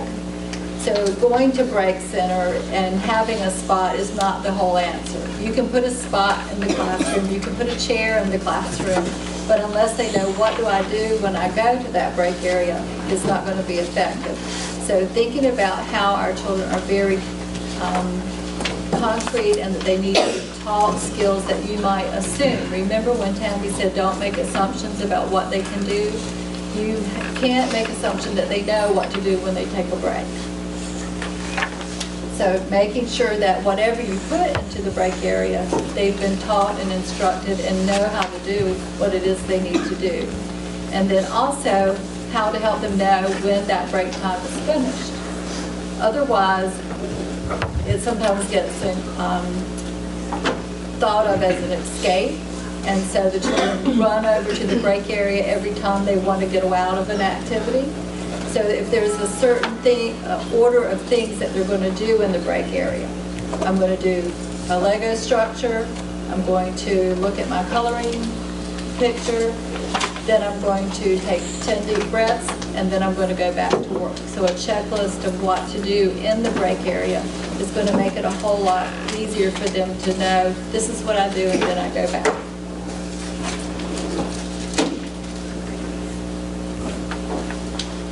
We want to decide where we're going to put the or a break area so that it's in an area that's not near other distractions or arbitrary distractions. And you may want to think about how many children can access that break area at one time. So you might have a system in place that tells how many children, like how many clothespins are on a clip going into that break area, and if all the clothespins are clipped on someone when they go in, then there's nobody else can choose break right now. So you're thinking about how do you regulate those areas in the classroom. There may be a calming area in addition to a break area. Now the calming area is an area that we want you to think about not as a timeout area, but as an area that they go to learn specific relaxation strategies. So a student may have break activities, but additionally they will go into the calming area to practice calming. And the key here is that you're going to teach the student the calming and relaxation strategies when they are calm. So you are teaching them in this area deep breathing, yoga, squeezing stress balls, visuals, as far as thinking of positive thought, different strategies that you're teaching them to use in the calming area when they are calm. And you put calming area on their schedule frequently throughout the day so that they go and practice it. They go and do that routine. Then if the opportunity comes up that they need to go and get calm, then they already know what to do in order to meet that relaxation strategy. So thinking about where that might be. And I know at Creedmoor, when I was there, they have another whole area that they can go to for calming. So that can look different in different places. Sometimes it's a tent, sometimes it's little chairs, sometimes it's a study table. But in those areas, there is a clear practicing of calming strategy. Does that make sense?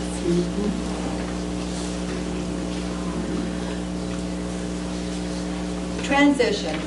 That's one of the biggest catalysts for difficulty for our children on the autism spectrum. When there's a change from activity to activity, from place to place, person to person, those changes and transitions are things that can often cause difficulty.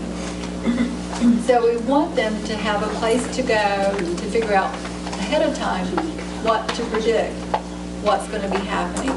So identifying a place where they can go to find their schedule to get what it is they need to know, what information they need to know. Sometimes it's where the child is, or the individual, their schedule is there. Sometimes it's posted on a wall. But thinking about, as an instructor, where that would go in the classroom so they can access that information.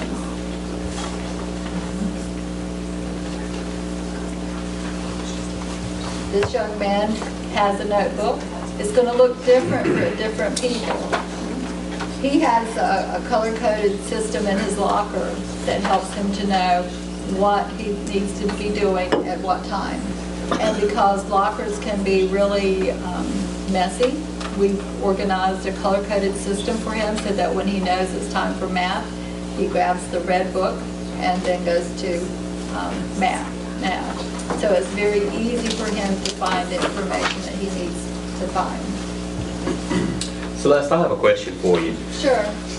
We've heard how for individuals with autism, overstimulation, how can we keep, with all these different areas and so forth as that, becoming overstimulating for that as well? Because you got an area here for this, an area here for that, an area here for this, and you got picture charts for this and picture charts for that, schedules for this and schedules for that. Great question. How do we keep that becoming sensory overload? Because it's so many different visual cues, and then there's so many different ways we got to train to say the student to, this is what this area is utilized for.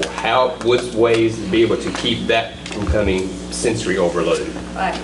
So I think a key, and that's a great question, Will, because one of the things that we want to do is first assess what does that child need in order to help to get them. So they might not need as many visuals as we think they do.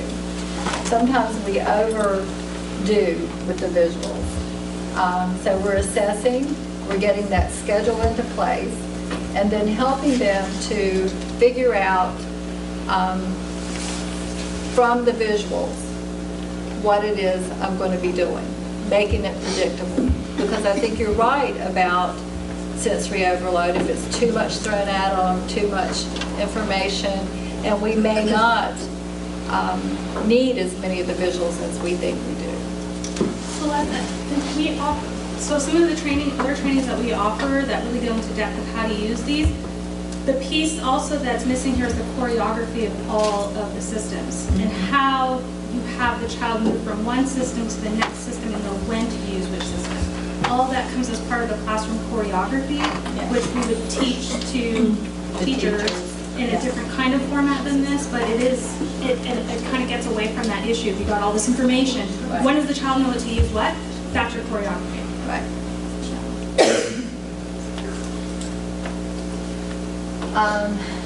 The other thing about transitioning is that we need to identify for our students, where do I wait? Because sometimes just having a place identified as a waiting area in order to make that transition helps prepare and slow them down enough so that they're anticipating that there's going to be a new activity coming up. So it could be a chair, it could be a place that's marked in the classroom. This is where I go to wait to get my next instruction.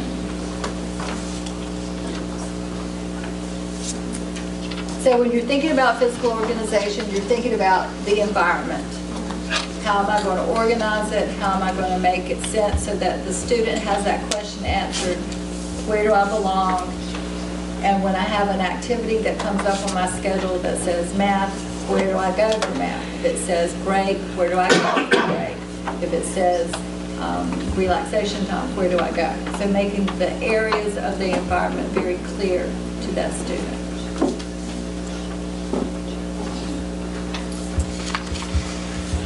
So the next part of the structure involves the schedule.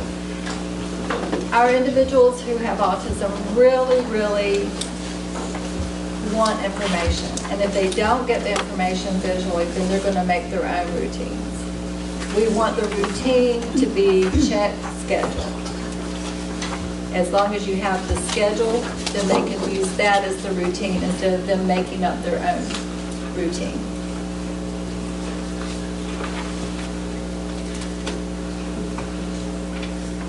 A schedule is a behavior management tool. And I know it takes time to put in place, but eventually the student will begin to make their own schedule. What we want to do is to have a way to engage them, to let them know that this is where they go to get information. So you have a place identified of where it's located. Then, remember when we talked about using their interests? If there's some way you can make that schedule interesting to them, whether it's to put dinosaurs on it or to put time clocks or measuring, whatever it is that's interesting to that student. So you have that drawing them to their schedule. What we do know that schedules do is to increase flexibility, not restrict flexibility. It helps them to understand and make those transitions in a more flexible way. And eventually, they're not going to need you as a teacher or staff person moving them through their day. They're going to use their schedule more independently, and that's our goal for them, is to develop independence. A schedule has different components. It can look different depending on the assessment you do of your student. When you see form, cue, location, length, management, those are all things that we will individualize with the students when we meet with the teachers. So it could be an object schedule for some students, and for other students it's a written schedule. For some students in the middle it may be a picture schedule. So we're looking at different kinds of forms of information for that person with autism. Some of them may have full day, some may have half a day, some may have one object at a time. So here again, we are individualizing it to the level of the student. This is a very high level schedule. This is not an example of what we would start out with. This young man is checking a picture schedule, and then this is another schedule on the side that's written. The thing about a schedule is the child knows, where do I go to get my information? So he's got his location here on the wall with his picture.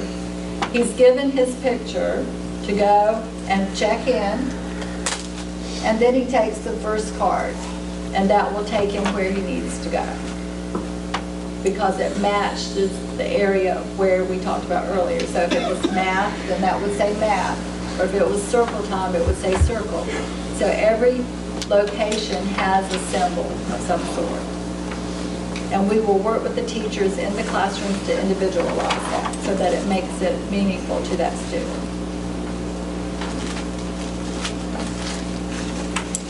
Some classrooms are on a time frame, so you have certain things that have to happen at a certain time. We may include that, but a lot of people with autism are really thrown if something's behind schedule or something's ahead of schedule. So we have to really think about, is that something we're going to put on the schedule for a student? We will teach the concept of change so that our students, when something different happens on a schedule, they are anticipating it. And we have a pre-thought out way of teaching them change. We will practice change, but it doesn't really matter. We will go, whoops, it's not going to be snack time, but we're going to have treats in the classroom. So we're not going to the cafeteria for snack, but we have treats in the classroom. So there will be something equally important where that we teach the change. And then as the whole routine of change is being taught, they understand when something happens, we can indicate it by drawing it out, and putting something else down. That whole concept of change is taught.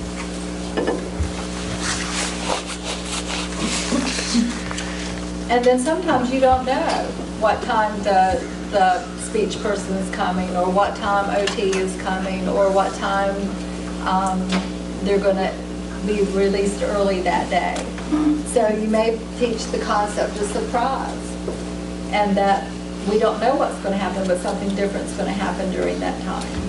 But just preventing that element of not knowing and being able to predict often helps prevent the behavior. That something's going to happen, but we don't know exactly what it is. So we're teaching them the routine of looking at their schedule to see what's going to happen. This is an example of how we make change here. So we're not going to do journal, but we're going to do yoga. So this change card is in place so that they know that there's going to be a change. So instead of alleviating the card altogether, you put it over to the side so they can still visually see Right. that the change has occurred. That's exactly right.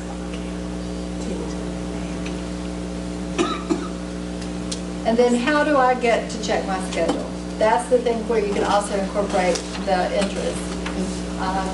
Some people like the SpongeBob says check schedule. Some use it's time to check your schedule once YouTube is finished. Or using an object like a pencil helps get them over to check their schedule.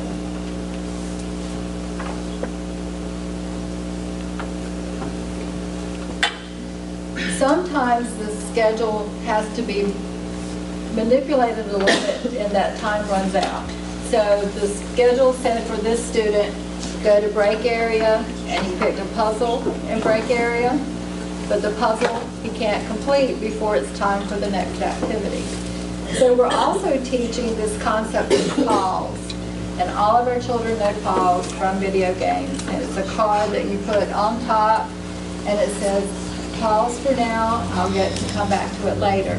And you write on the schedule when he gets to come back to it again later. So it's very clear to him, I'm pausing the puzzle now, I'm gonna go do math, but then after math, I can come back to break area and finish my puzzle. So using that and having an area to put it so no one else will bother it is very important. And then that gives you some flexibility too of knowing that you don't have to always adhere to the schedule. Have recommendations for strategies to use for students outside of the classroom? Because I'm thinking even whole school environment. I'm finding that many of my students with autism, the struggle isn't necessarily in the classroom. They do have their fixture schedules and things are set out and organized in a way that's fantastic and helps them navigate. But then they step outside the classroom and it's a completely different story. And maybe a lot of it is just overstimulation, but any suggestions maybe for us in design throughout our buildings? I think that is something that as a team in your school, you can think about what kinds of reminders can be posted in the hallway. What I know that some schools will write, have footprints on the wall, on the floor on certain hallways, or signs that say quiet so that they remember the rules. But also having portable schedules in other classrooms are things that I would certainly recommend too. Because I do think that that information is helpful to keep them under control. So what kinds of behaviors can be addressed if you give a schedule to a student? What are some things that might be prevented? What kinds of behaviors have you seen because a student did not know what was going to be happening?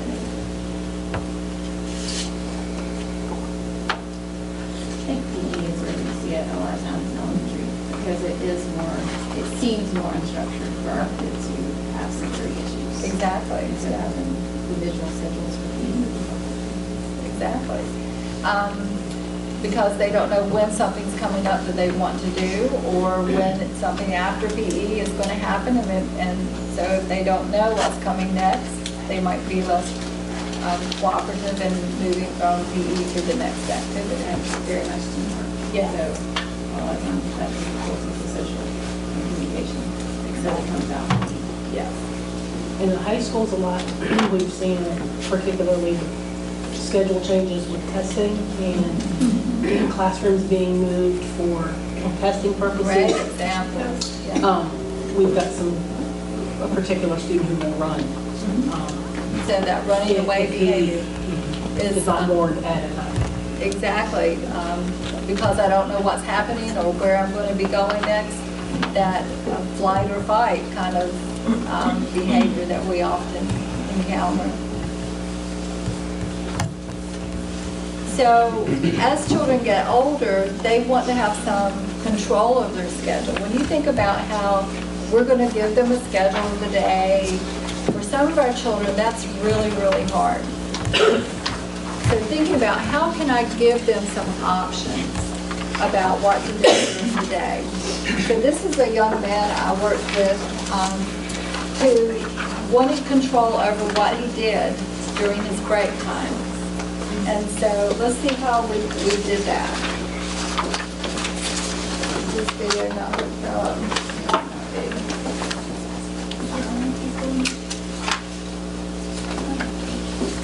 or kitchen play. I want to do block first. Okay. Let's write it. You want to write it with your pencil? Let's write it with your pencil. I want to do block first. Really? You can do it. Just so I can help you stop.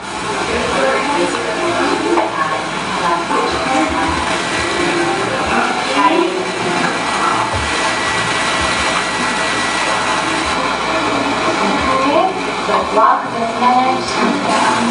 Now you have between outside, puzzles, kitchen play, books, and sensory.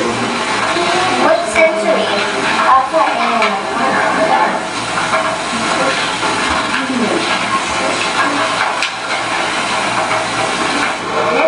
Oh, outside. Okay.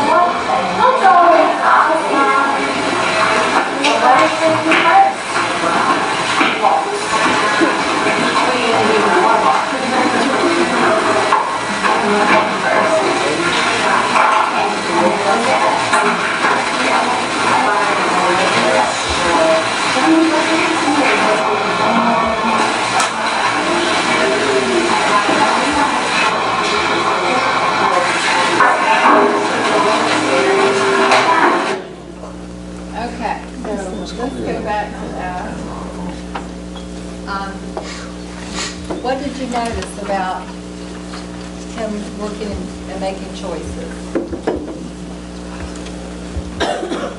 As he chose activity, it was crossed off the list, so it was no longer available. Right, But he had lots of choices. Right, so the choices are under the control of the teacher, because you wouldn't give him choices that he couldn't have. But then he gets to pick the choices and put them in on his schedule, and then the teacher marks through that that's not an option after that. If he has, but you can, if someone really wants to have iPad time, say example, several times during the day, then you could have 3 iPad choices. And then when all 3 iPad choices are gone, then that's all the iPad you get for the day. But at least that's how the teachers are organizing that choice. So you can see how we'll be working with teachers to individualize it for each student. Anything else that you noticed about him? He really contemplated what he wanted to do. You could see that giving him those options was very important for him to have input. And he is a student who will have behavior problems. If you think that he looks real calm right now, it's deceiving, because his activity level and his rigidity in thinking sometimes can be difficult. So having that feedback that he can give helps him to have that control. And dropping the pencil over and over, that's his hyperactivity. He's one of our AAAs. So when we give information to our students through a schedule, that tells them where do I go, basically a location. But when they get to that location, we want them to have information about what do I do when I get there. So, for example, Marley's to-do list is when she goes over to the relaxation, to her work area, she's going to do her zones check-in, she's going to do an unexpected story, she's going to edit her work, and then check schedule. So that's a checklist. That's not a schedule. That's a work system or a checklist. And we'll be working with your teachers to try to get all of these, like Tammy was talking about, the choreography of the classroom to work together. But we want you to keep understanding that this promotes flexibility and it promotes independence. Those are the things that we really want you to see as the goal. We also emphasize finished so that they know when something's finished and then they can move on to the next activity. These are just some more examples of activity systems, what it might look like. This young lady goes to a regular first aid class, and so when she left her self-contained classroom, she would take her check sheet with her and give to Ms. Uckland when she got there, who was her first grade teacher, and then the first grade teacher wrote in what they were going to be doing. We just typed it up so it would look pretty for you to see. The teacher wrote in Mother's Day card, spelling test, ear reading, and then check schedule. So if you have a student who's in a separate setting and then moves to a regular setting, then the regular gen ed teacher can write in what they need to do. Using the small clipboards is a nice way to make it portable. So this is just showing that he sees he has to do bin number 10, he checks it and goes and gets it. Sometimes we have students who like to talk about their special interest, and they talk about that to him. So you're going to have to really think about how you're going to structure that up so that they know when can I talk about tear gas. And so first they do their homework, write spelling words 3 times, math problems, and then talk with Kathy about tear gas. This is just another example of the choice board. You can actually use cards how many things do I have to do? 4 things, and then I get to choose. Then I get to choose something off of the choice board.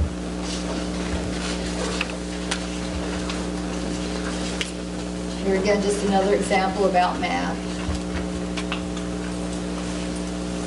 So the teacher is showing him what he has to do. You can see that we want to minimize language. That's another key concept that you want to talk about.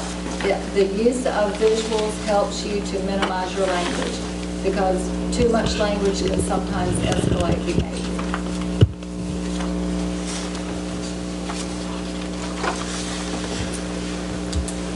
What you saw on those previous slides are them following the list about what you're going to be doing during story time. So helping teachers to see, even though you know that you're just going to be reading the story, asking questions, then read some more of the story and ask some more questions. In our minds, we know how long it's going to be, but for the student with autism, they need to know how long is this torture going to go on. And so she wrote, read story, answer questions, read story, answer questions, and then you get to choose from your choice board. And that helps eliminate behavior because they know how long they're going to have to sit at the table. So something as simple as that is a strategy that we highly recommend. So we hope by implementing the activity systems, you're seeing that it can increase on-task behavior because it gives them the information that they need to know how long something's going to be happening, in what order, and when they get to do a preferred activity. Sometimes we have to take the next step and modify materials because the materials that we have from books and worksheets can be too distracting or overwhelming for our students. So thinking about how can we organize the materials differently, how can we make the instructions clearer to them, and then how can I get them to understand when that activity is finished. So thinking about how can we organize that activity. So thinking about a worksheet, for example, a math worksheet. I think we have an example up here. Well, we'll probably get to it, but we want to think about ways that we can do it. We might limit the number of materials we give to them. We might stabilize it in some way, or we may segment it, cut it up into pieces. So I'll show you some examples. This is somebody's desk. We know that it's a mess.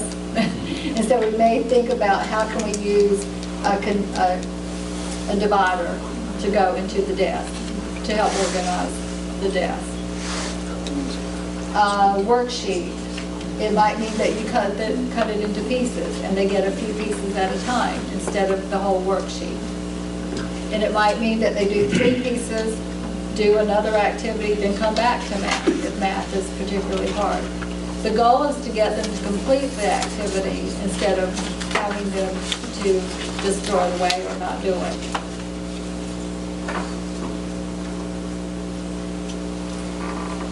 Sometimes you might need to highlight relevant information. This teacher was very creative and used Post-it notes to identify parts that were important in the passages of this book. So when it came time to answer the questions, they knew where to find the information. The student, this is a higher level student who had the Post-it notes on their desk and the teacher was instructing them where to put it in the book. Celeste, I have a question for you regarding that. Yeah. Because it's quickly approaching integrated testing. Yeah. So if we are working with students on these different types of strategies and getting them acclimated to this right here, how can we transition utilizing these strategies when it comes time for integrated testing? Because there are so many constraints there. So right. What? So sometimes on IEP there's modified testing that you can have identified. Isn't that something that a lot of the students with autism have? Modified testing goals. Pardon me?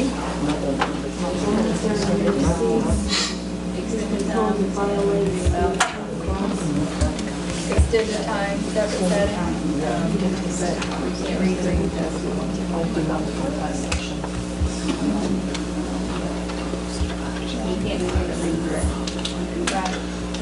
Because, example where the teacher went in and made all the, with the sticky notes and so forth is that, Yeah, getting acclimated, of course, that's something that can be done in the grade testing. right. And I guess one of the things that we know is teaching a student these strategies. I don't know, can they use those same strategies when they're taking the test? No. They can highlight. They can highlight. That was pre-approved. So let me be thorn in the side. So if you can't engage the students in the content anyway, what are we testing at the end of the year? So here's the thing. Part of the reason why we do these strategies is because we're trying to get the students to engage in the content so they have the best opportunity to try to learn it. Otherwise, they're completely disengaged. There's no learning going on. And so at the end of the year when you're testing, you're not testing information that they don't have the information for that test anyway. So the strategies, we're not saying that the test has to look like these strategies. The strategies here are helping isolate the information. And then what you're also thinking about is there any, especially for your high school students, any study skills or any emphasis on how do you study for a test? How do you actually perform a test? I work with curriculum assistance teachers in Wake County. One in particular I think is really fabulous, but she would sit down with her student for some of the online testing that he had to do, and she would work with him just on how do you actually engage with this content, so that she was preparing him for when he actually had to do it himself. So there's teaching the content, but there's also teaching how you do the test. It's two different things, but these strategies really are about kind of just getting the content in the student in the first place. And then we have to think about what we're going to do on the back end in terms of what modifications can be put into place, but also what are we doing throughout the year to prepare them differently for how they engage with tests. It's not easy. This is an example of an activity that we might have a teacher modify to stabilize materials if the student has difficulty with scattering materials or sifting materials. You may want to make it so that it's more stabilized. And then picking apart the instruction from the actual activity is something our students have difficulty from.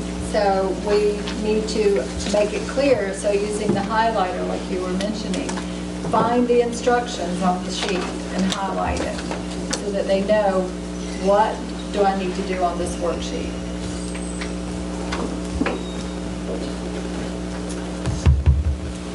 Visual instructions are written so that a student can look at it and find the relevant information as quickly as possible. This was for a student who tended to always have a negative start to her day, and so we incorporated, today is a great day to have a great day. Just something to get them off on the good foot. And then unpack your book bag, work in the basket, and what to do. What was the checklist to do for that morning? So setting a positive tone is something that we would incorporate into the daily schedule. So you can use it for many things. This is visual instruction using the picture dictionary for a student who's beginning to write and to learn words. How to structure up a math activity. Here again, we would individualize what skills the student needs to do. So these would be activities we would develop in the classroom. But the main information we're doing when we're organizing materials is to teach them how to highlight what's important, what information is important, where am I supposed to put my answers, what order am I supposed to do things in, and when am I finished. These are the concepts that we're teaching through the visual instruction. And that leads to higher level skills that hopefully they can apply as they become young adults and adults. This is someone who is setting up their budget. So they're using the concepts of highlighting information that's important. Where did I go shopping? What did I buy? How much did it cost? And then making a computer system so they can start budgeting. We use the same color coding concepts, visually identifying in a story what actions were done, what did they say, what did they do, to figure out the storyline. So this kind of mapping is something we would encourage. Clarifying information about who, where, what, when. So these are just examples of how we would work with teachers on developing tasks to teach concepts that are more manipulative and more visual. And of course, Lego has been doing this for years. They make their nice little visual instructions. It might be that we just need to cut it down and show them one bit of information at a time instead of the whole sheet.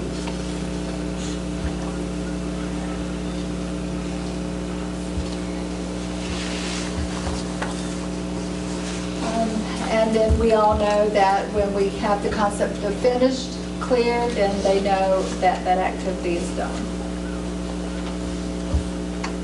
This is an individual who loves letters, so how do I incorporate that interest? Sometimes when we're developing activities, we want to think about what new skills do I need to teach to help minimize the difficult behaviors. And there are two areas that we often have to teach in the classroom that we don't think about as academic. One of those is expressive communication. If you're a speech and language person, you may be thinking about that more. But as a class in the classroom, it has to be practiced. So putting into place systems that help the person with autism use their communication skills. So that is something that we really emphasize a lot when we go into the classroom. In addition to the schedule and other systems, do they have a system for communicating? Is there some way to help that student know how to ask for help, how to say I don't understand, how to say it's too hard, how to go take a break? So thinking about what kind of systems, communication systems, can you put into place also? The other thing that we often don't think about having to teach as a teacher is social skills. And of course, as you know, autism is a social deficit disorder. They don't have that perspective taking, the understanding of what to do in social situations. They say things and do things right in front of the teacher that other kids might inhibit. They might say things that are totally inappropriate. And so teaching those types of social skills to our students and thinking about how can we do that.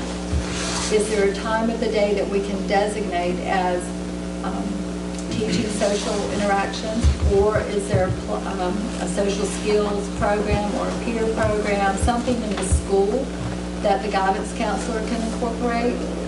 Those are things that are really important to helping our students with autism be able to navigate the school environment much better.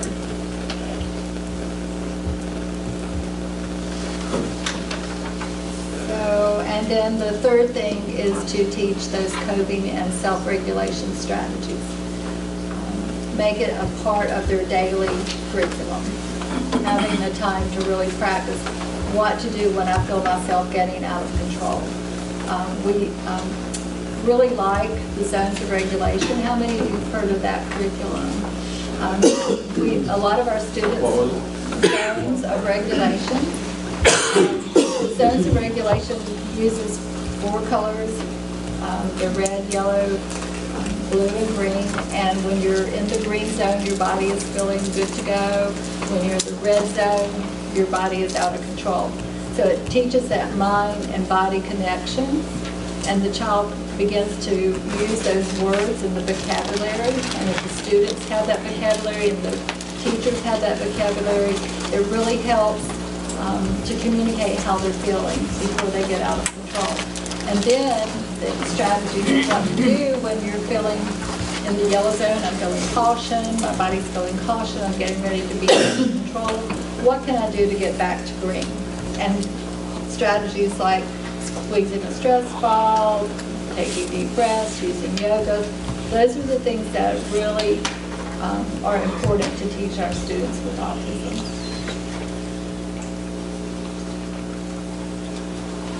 So this is just what we were talking about, managing behaviors. So an example of what an expressive communication board might look like, you might have some symbols around on a board for your student to take and point to. I want, I need, leave me alone.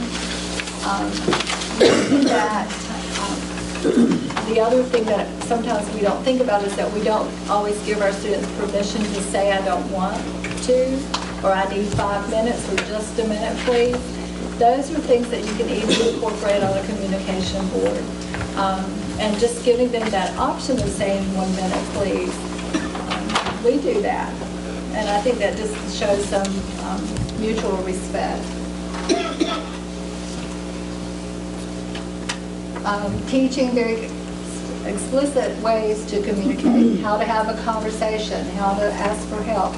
This is a social narrative, so we'll be talking with the teachers about writing up what's expected in a classroom through a social narrative. How many of you have heard of social stories or social narratives? That gives that social information to the individual with autism about what it is you expect them to do in a classroom. So often we say, don't do that, or stop doing that. But the person with autism doesn't know what to do instead. And so what we need to do is to teach what to do through social stories, through social narratives.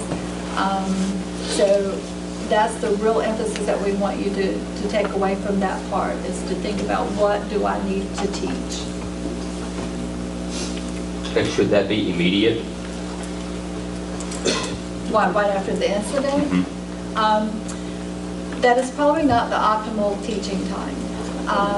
What we usually try to do is to redirect to what it is they need to do, and then at a time when they're not out of control is to do the teaching. Great question. So then conversation cards is just a way to help build conversation skills. Having a conversation is something that we need to teach. So taking turns, who's talking, you're talking, so using a very structured way of teaching conversations. And then what do I do when I'm finished talking?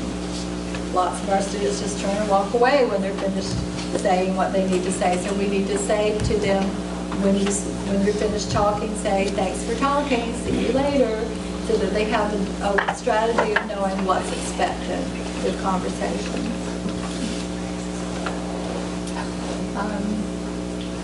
Taking turns, countdowns, 5, 4, 3, 2, 1, give. We will work on this individually with students in the classrooms depending on their level of need after we assess. Social expectations around answering questions, raising your hand, rules in the classroom. This can be introduced through a social narrative. Helping our students to understand what social expectations look like. What does a person who's interested look like versus someone who's not interested? So when you start talking about tear gas and nobody else wants to talk about tear gas, what does their face look like? And how do you know that they're interested?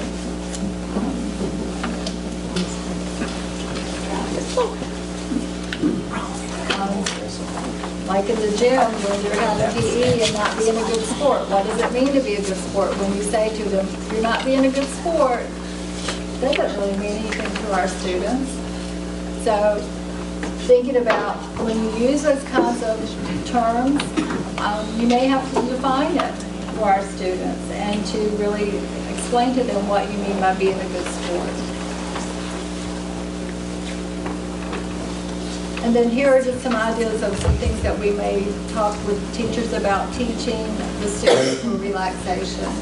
Deep breathing, muscle tensing, or progressive relaxation, listening to music, reading their favorite stories, doing some sensory activities, water play, sand play, that new sand that doesn't really get dirty.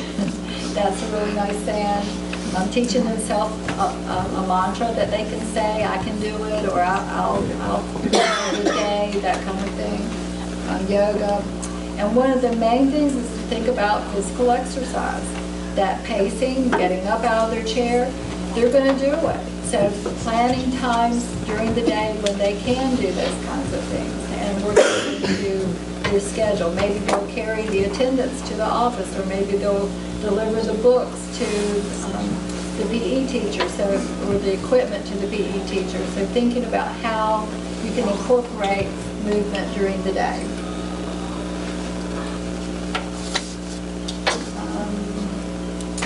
This is just talking about how you're going to set up a routine for the calming strategies and practicing it when they're calm. We talked about that.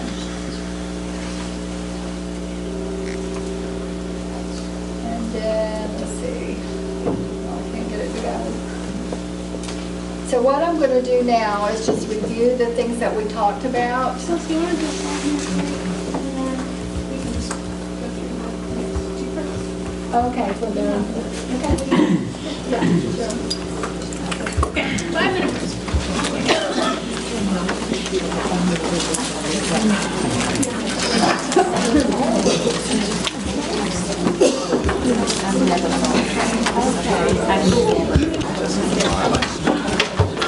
Okay, everyone get out your behavior problem solving process and questions.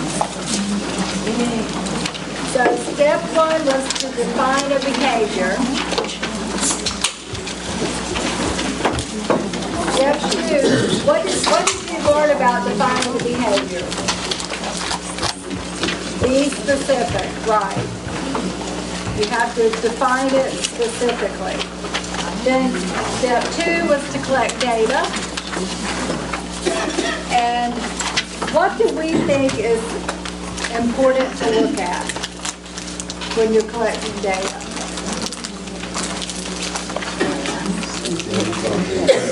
When something's happening?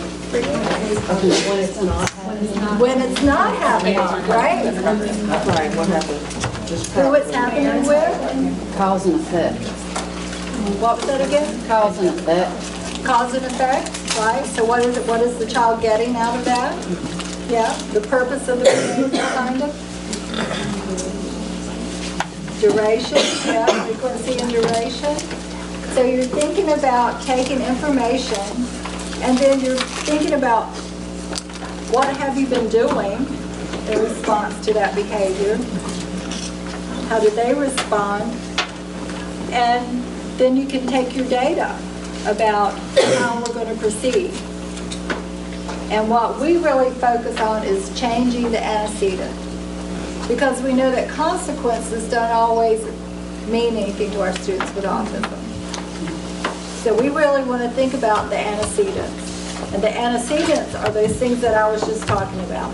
The physical organization of the classroom, the schedule, the work system, how we're going to change the materials. All of those things are antecedents. So then we're also going to look at step 3 and think about how does that person with autism's learning style affect their behavior. So all the things that Tammy talked about. What do I need to teach because they don't pick it up implicitly? What's their attention like? What is their executive functioning challenges? What are some of the things that they have that are difficult for them? And then what are some of the communication difficulties? What are some of the social difficulties? You may have heard us say RRB, restricted or repetitive behavior. So if you see it, say RRB, that means restricted repetitive behavior. How are those symptoms interfering with what they need to do. And then the sensory component. So thinking about all of those components about the learning style, that's step 3. Once you've gathered all that information, you're going to go to step 4. And then think about what is it you expect the student to be doing. So like Tammy gave that description of the person who, I'm drawing a blank now, which is... I want you to tell your story, actually. I love this story. I think it highlights this point so much. What story? The one walking to math class. And you went to that school and you observed. Our little friend that we went and did an evaluation for. Okay. So, they were lined up in the hall, and he was trying to not go. How did they? He wanted to be first, wasn't he? Oh, right. He wanted to be first, but of course he couldn't communicate being first in the line. And so the teachers intervened because he was being disruptive, started to run, pull him into the math class to get him calm and away from the hallway.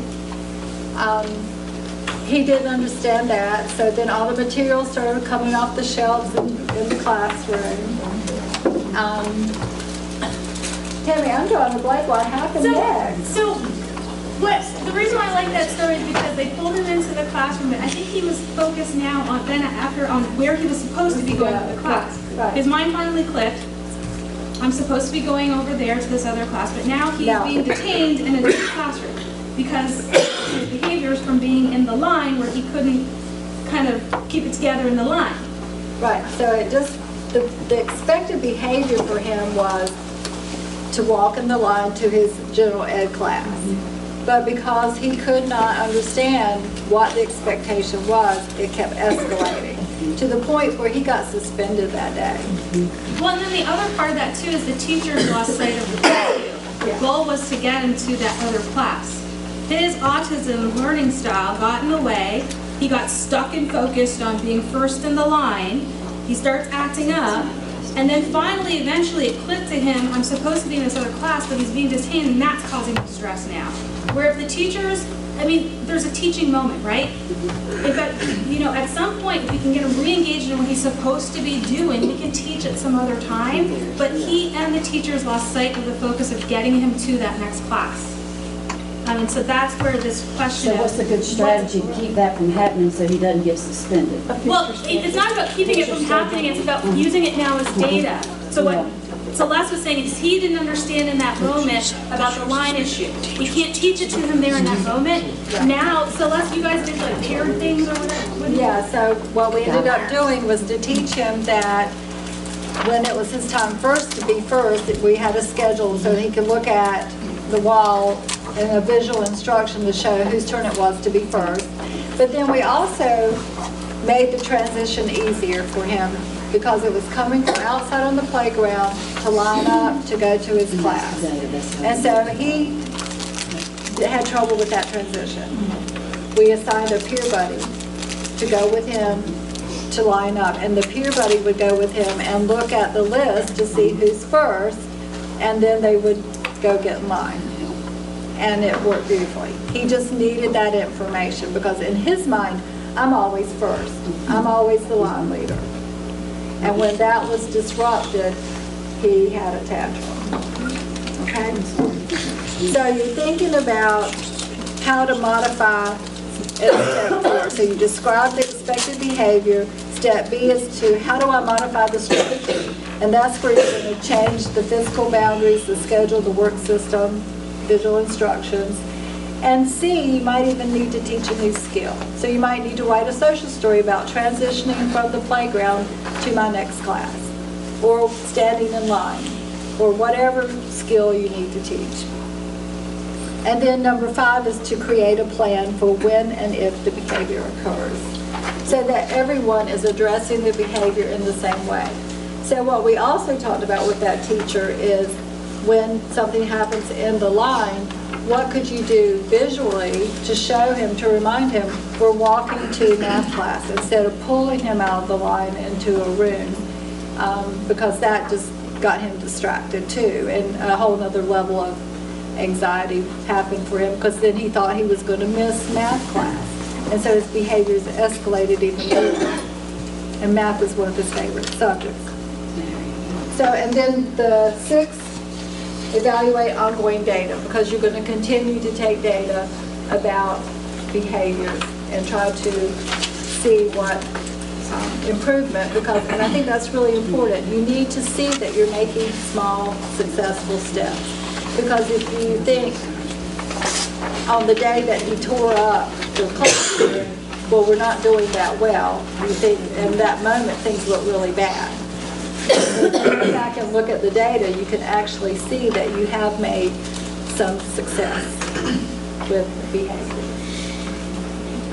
So now I'm going to show you a young lady, and what I want you to do is to write down what kinds of structure that you saw this teacher use with this student to de-escalate the behavior.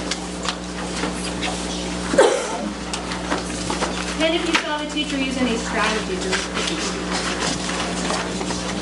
So what did she do, but what tools did she have to do?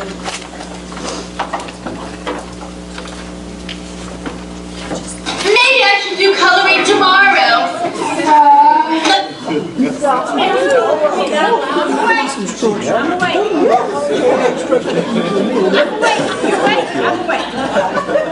That creaking on that.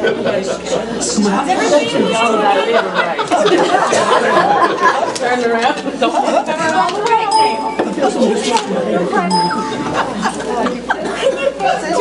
She's good at projecting large spaces.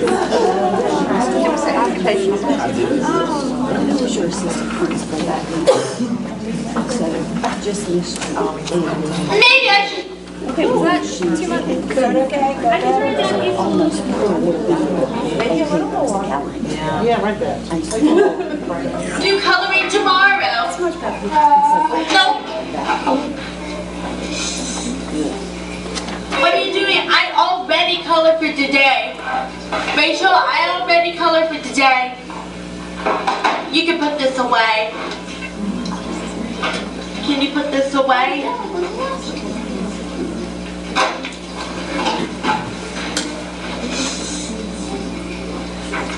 What are you doing? I already colored for today.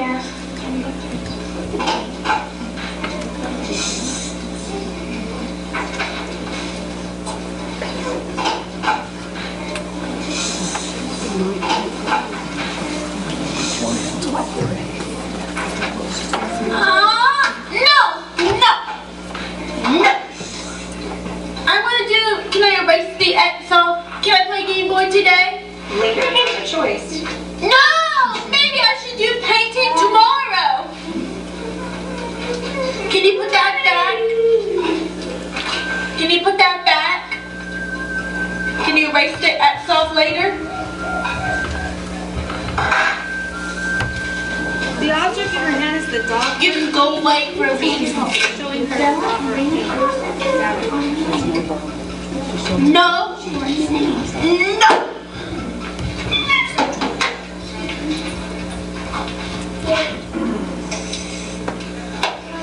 I think I'm going to erase the X off. I don't want to do coloring today, but I already colored for today. What are you doing? I already did painting for today. What are you doing? I already did painting for today. Can I erase the X off? Let's see. I think I am going to use. She's erasing the X. They said no painting today. I'm going to use the purple. But do camels live in the rainforest, Rachel? No, camels don't live in the rainforest. Maybe you should just move on. Austin, where do camels live? They live in the desert. Austin's being angry because Austin's being angry because she don't want to paint today. I want to do Game Boy today. Look at that camel. Can I please do Game Boy today? Do you think the camel needs some sand to walk on? Bye, painting. Bye, dog. See you, dog. That's okay, we're working on the camel. Can I take this home? Can I skip painting today? Cindy said no painting today. Cindy said no painting today. I think we better put this painting away. Austin erased off the X. Is Game Boy later? Is Game Boy later? Game Boy tomorrow. Tomorrow's sick. Tomorrow's sick. Tomorrow is Tuesday. Could you please, I don't want to do my schedule right now. I have to finish my painting now.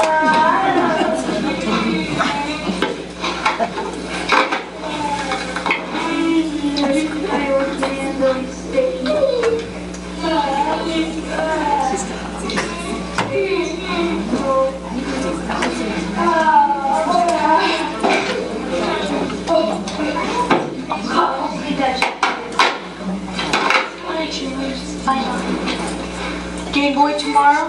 Game Boy tomorrow, that's right. Tomorrow on Tuesday. And coloring? We'll maybe do coloring tomorrow. Maybe doesn't work. Okay, we'll do coloring tomorrow. Maybe doesn't work. That'll be one of our choices. Game Boy or coloring tomorrow. I'm gonna do both. Can I please do both besides tomorrow? I think we should have time. We should have time for Game Boy For tomorrow. Tomorrow is ruined. Tomorrow is Tuesday, and Tuesday is going to be a great day.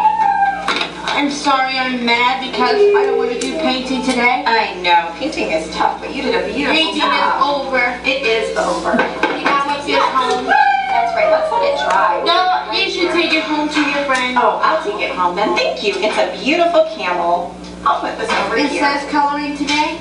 Game Boy is tomorrow. Game Boy is tomorrow. What did you take away from that? She didn't engage like the decision making. She didn't try to reason at all. She just said this is what's here, and then she didn't like she didn't try to further the conversation about the Game Boy any further. Right. Okay.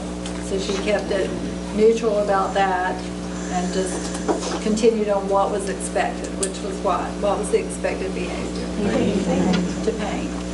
Use minimal words or no words. That's right.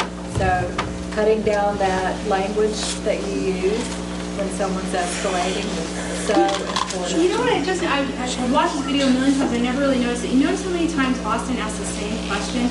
Game Boy today, Game Boy tomorrow? She's getting the response, but she's still asking the question. And so it reinforces this idea that even if Rachel had tried to engage her and reason her, she wouldn't have processed it because she's still not even processing the response to her question about the Game Boy and when that was happening. Right.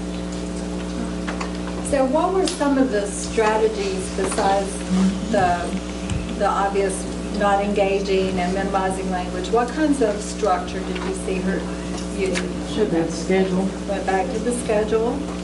And she even went back to an object. She brought over the dot pen. So sometimes when something is starting to escalate, even the systems that you've been using, the written or the pictures, might be too much for them to process at that time. So you may have to back down even to an object. How did she get her over to painting? She went. She wasn't. Right, so she just walked over and, right, so she had someone, another teacher over there to help model expected behavior. So there was a teacher over there modeling expected behavior. So talking with your classroom teachers to work together as a team is so important. Because that way you can help support each other to de-escalate the behavior. It's really hard to do that. it's really hard not to get caught up in that back and forth. But seeing it is believing, right? When you see it working, and this is just one example of many that I've seen de-escalate, when you take your own feelings and thoughts out of the picture. And I think that's one thing that as we go and coach staff, that's one of the things that we have to help them to see. I think it's hard to appreciate in this video because you haven't seen the other sides of Austin, but I think that particular summer they were playing with her medications because she had a spike in physical aggression, including pinching, hitting. So that was probably the tamer exchange with her just throwing something to the floor. But that in particular that summer was engaging in some pretty aggressive pretty significant physical aggression towards her staff, her parents, and then she had brought it into the classroom setting there. So I think the point that Celeste is making is very important about de-escalation and re-engagement. And that's the basis of our strategies at Teach. But the way how we're able to do that is because we have the systems in place that we can help engage the students into the systems. And then for Austin, what you notice is, you also would know her special interest is jungle animals, and animals in particular.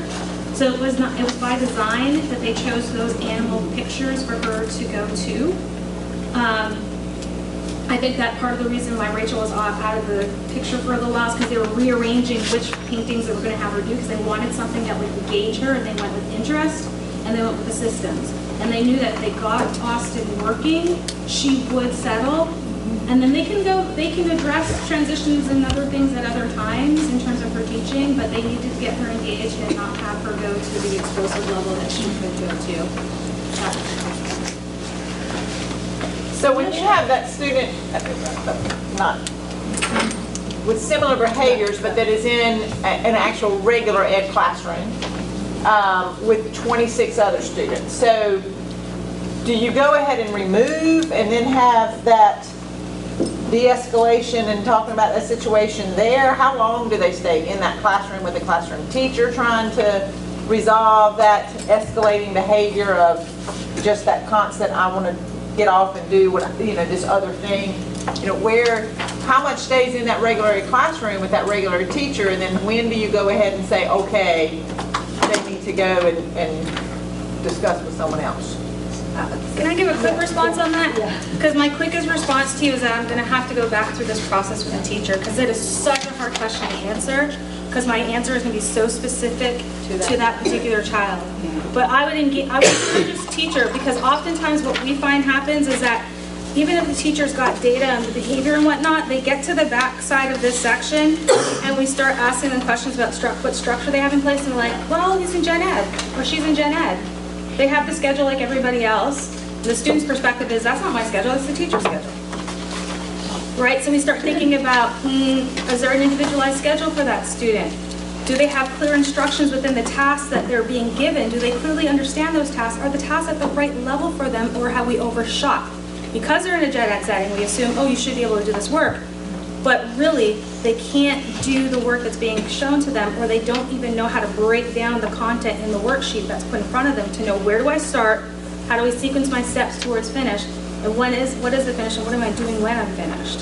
So it really, going back through this process and having a discussion with that specific teacher where that issue happens in that Gen Ed classroom, would be way more effective because I can't give you a specific response. But in terms of what you do in that particular moment with that student, we have to have that conversation later with the teacher. Right, exactly. Minimize language. Yeah. Minimize language, show them what you want them to do. Write it down. Write it down. Give them one thing to do. And then if they are calm enough and say they need a break, so do this, and then, because once out of the classroom, often it escalates too. They start well, it could escalate in the classroom too, but it just depends on the situation. But our biggest mistake is talking too much. That's our biggest mistake. The other thing you could do is write a little mini checklist for that student.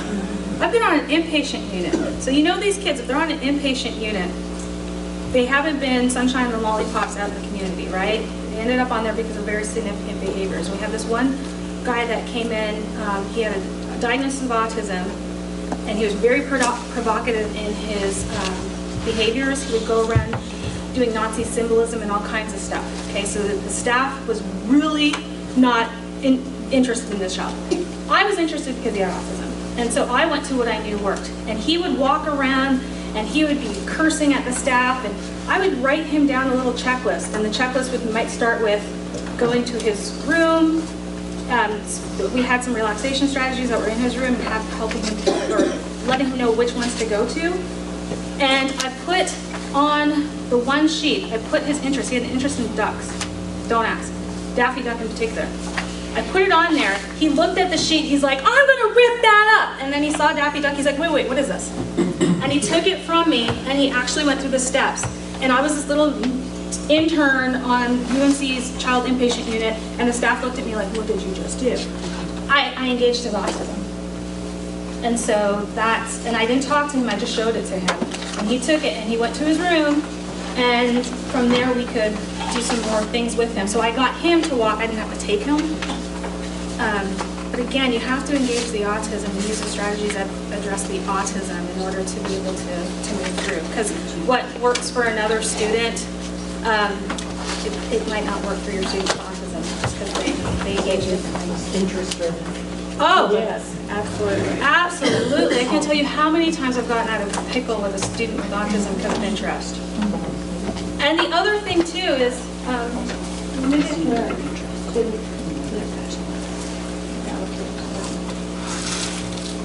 well, We've talked about that. Yeah. Those are the things that they do. yeah. Let me show you one thing, because I think we're kind of moving towards, not moving, but there's this idea about autism as a learning disability, or there's a learning disability model of autism, and essentially that model thinks about three main areas of difficulty for folks with autism. I have the article here with me because I was looking at it before. But basically, folks with autism, think about them having a learning disability. The learning disability is in the three areas of social communication, emotion regulation, and organization. And so what we believe we are doing with these strategies is we are addressing the organizational pieces, teaching on the social communication, right? Because if think about this cup being the resource, and the child with autism only has this much resource to allocate to those three areas. If we can control for one or two of them, then we might see them be able to take up the slack on the other area. So we do a great job of controlling on organization by providing the systems. So then the child has more resources because I know what I'm supposed to do, I know when I'm supposed to do it, I can be more social, and I can regulate my emotions a little bit better. Because I don't have to worry about what I'm doing and when I'm doing it and how I'm doing it, because we're supporting that. Does that make sense?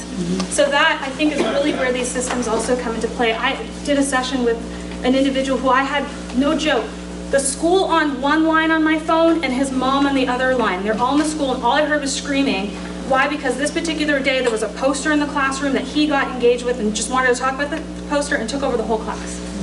And then principal got involved, and then their behavior tech got involved, and the child just started escalating and escalating and escalating. Why that caught his attention that day, I don't know. But what I had seen when I worked with him in the clinic is that I had clear visual instructions for him for how to do different things, like his art activity. We were doing an art activity. And I just wrote out the steps of what he had to do first. First, you cut this out, glue this piece. I tell you, I was seeing some of the most nice social things from this child that I didn't even know he was capable of. He was saying, oh, can you hand me that, please? And his mom's watching this session and practically falling out of her chair because she's like, what is this? It's because I controlled for the organization. And so he showed me what he could do socially, and he regulated his emotions. Okay, so that, I mean, I think that's another reason why we do this, kind of why we are advocating for these kind of strategies to be used. But I think that the proof is going to be in the pudding, and we can talk about this all day, every day, but unless your teachers are willing to give this a shot, and unless they're willing to, you know, or they feel supported in giving this a shot, the feedback that we get sometimes from teachers is that there's no time for this, I don't have the resources for this, I'm not supported in doing this because the administrators don't understand this, they don't want me to do this, and hey, there's a common core over there. So I think we have to kind of work together at all levels, which is why we're so happy that you all are here, because we can't tell you how to make this work in Granville County schools.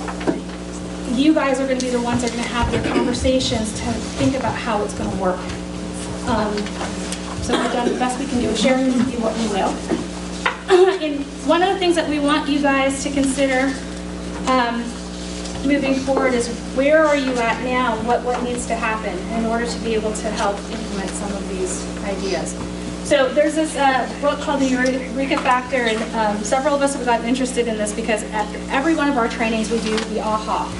You know, what's your takeaway from this training? Because there's research, good research and data that shows that when you have an insight or are able to really reflect on what your takeaway is, that you're more likely to implement and do something with that AHA. So this is a quote from one of the authors of this book, and he says, "Analytical thinking is best used for problems in which known strategies have been laid out for solutions, such as arithmetic, but for new problems without a set path for finding a solution, insight is often best." So we want you guys to move forward thinking about what insights you've gotten today, what insights you're going to continue to get through your continued education on autism and how to educate individuals with autism. And then thinking about what insights you'll have in terms of how you're going to get implementation in the classrooms. A lot of the resources we shared today that we're hoping you to reach out to DPI, Amanda Castmore, I love her, I think she's great, that you're going to send your educators to some of those DPI trainings that they're offering, and that you'll encourage your educators to come to some of the trainings that we offer at Teach, where they can really dive down into this. But right now, what we want you to do is think about what your aha moments are from this particular workshop that we've given today. And to do that, as part of our next steps activity, what are the key things you've learned today that will help support your teachers and students with ASD? So in each of your tables, I know you have more than 4 people, but we want you to choose a facilitator. Somebody's going to keep the ideas flowing. A recorder, we've put pieces of paper in the center of the tables.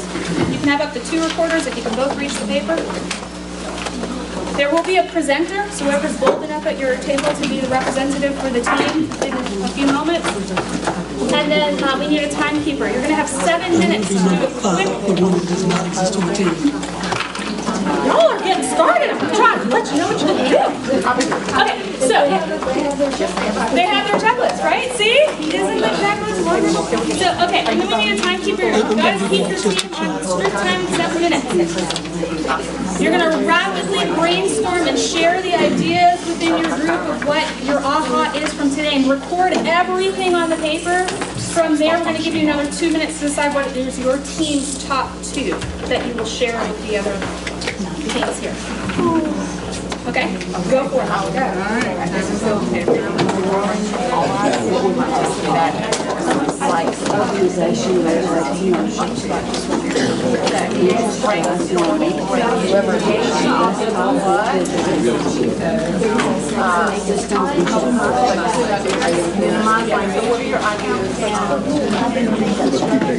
Organization, what?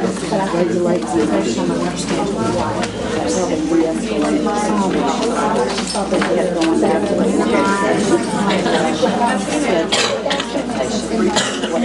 What's next, what's next.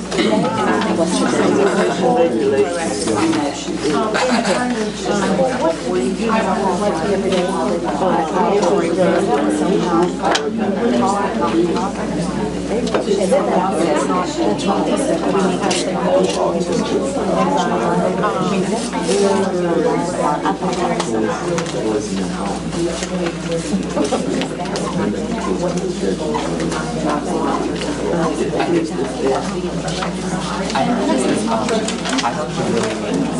your you cannot be like these people actually just like aggravate the public more so than anything else. And like because like we are raising people work because we know it's a teaching moment, but in that moment it just aggravates the situation. And I think that was interesting to note. It works maybe with maybe other students who are hyperventilating because of like social behaviors, but it does not work with that.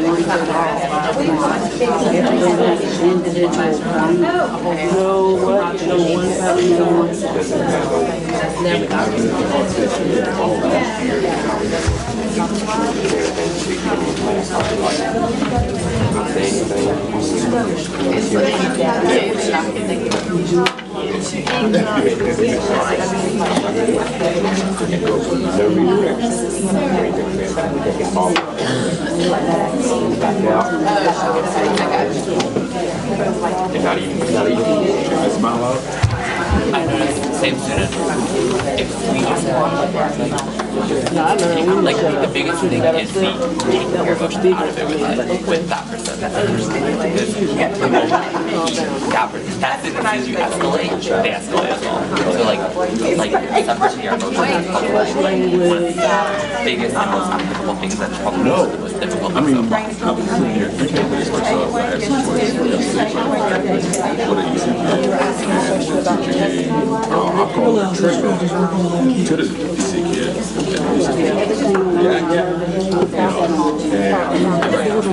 don't think the teacher realized that trigger what you did to the kids at the time and place. And I think that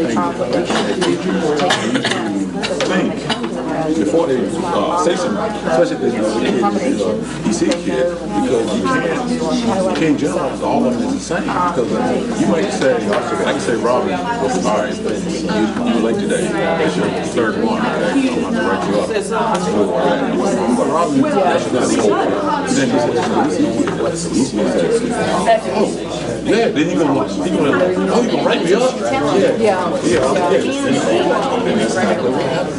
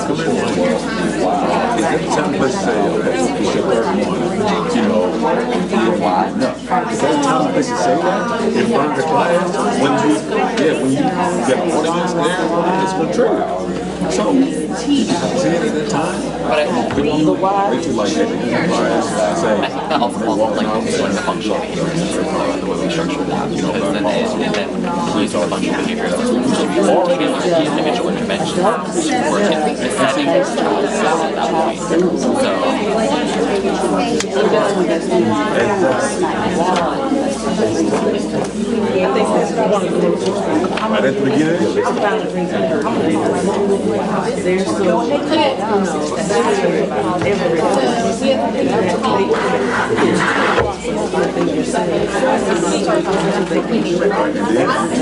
From that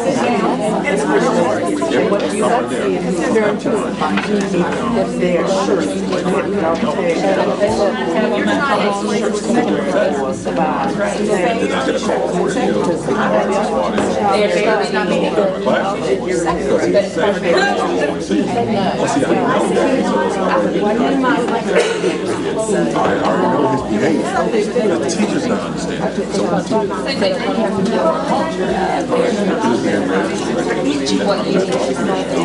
see, then I have to go back and tell the teacher. What's our top two? All right, so these are instructors. You know what I'm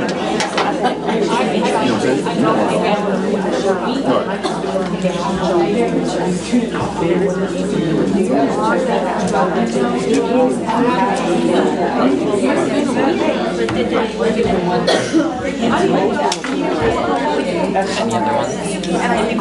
I personally think the separating emotions thing is probably the most crucial thing for like because if we don't separate our emotions, it's so easy to get caught up with what they're saying and take everything they're saying. Because they say things that get under our skin so much because they do know ultimately it's going to in the end at that moment they probably don't care.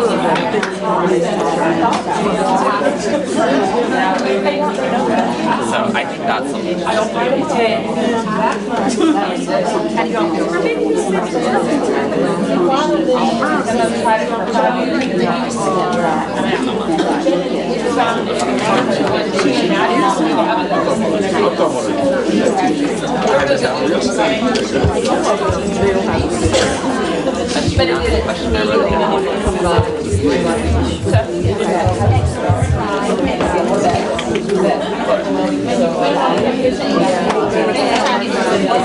Okay, so there's been a lot of discussion, which means forcing you into a quick brainstorm that's really gotten juices flowing.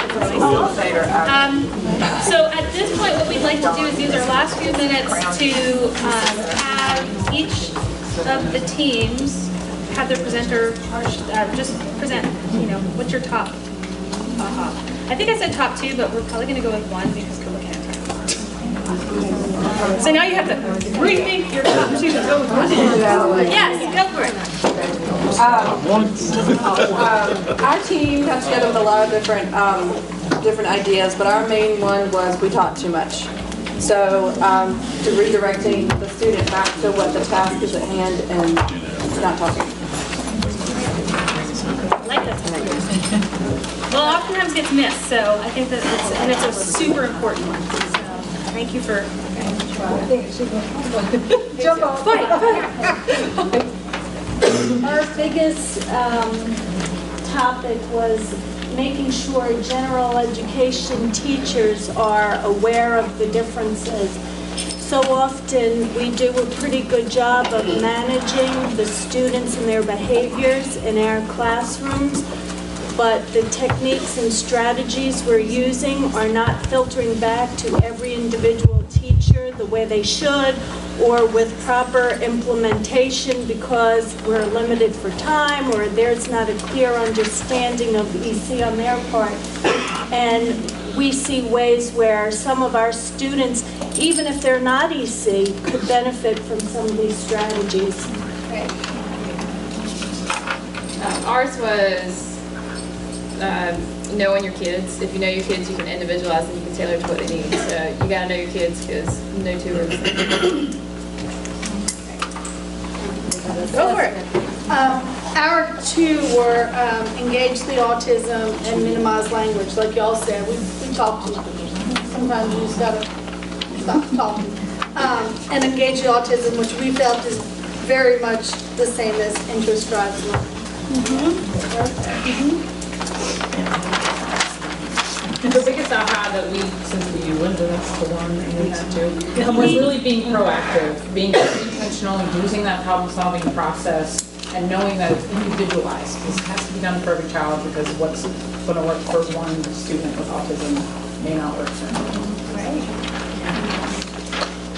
I think we concluded that the number one was the visual support, whether it be written or tangible or a picture, and identifying what each kid needs, their personal visual support, not all kids are the same. Right.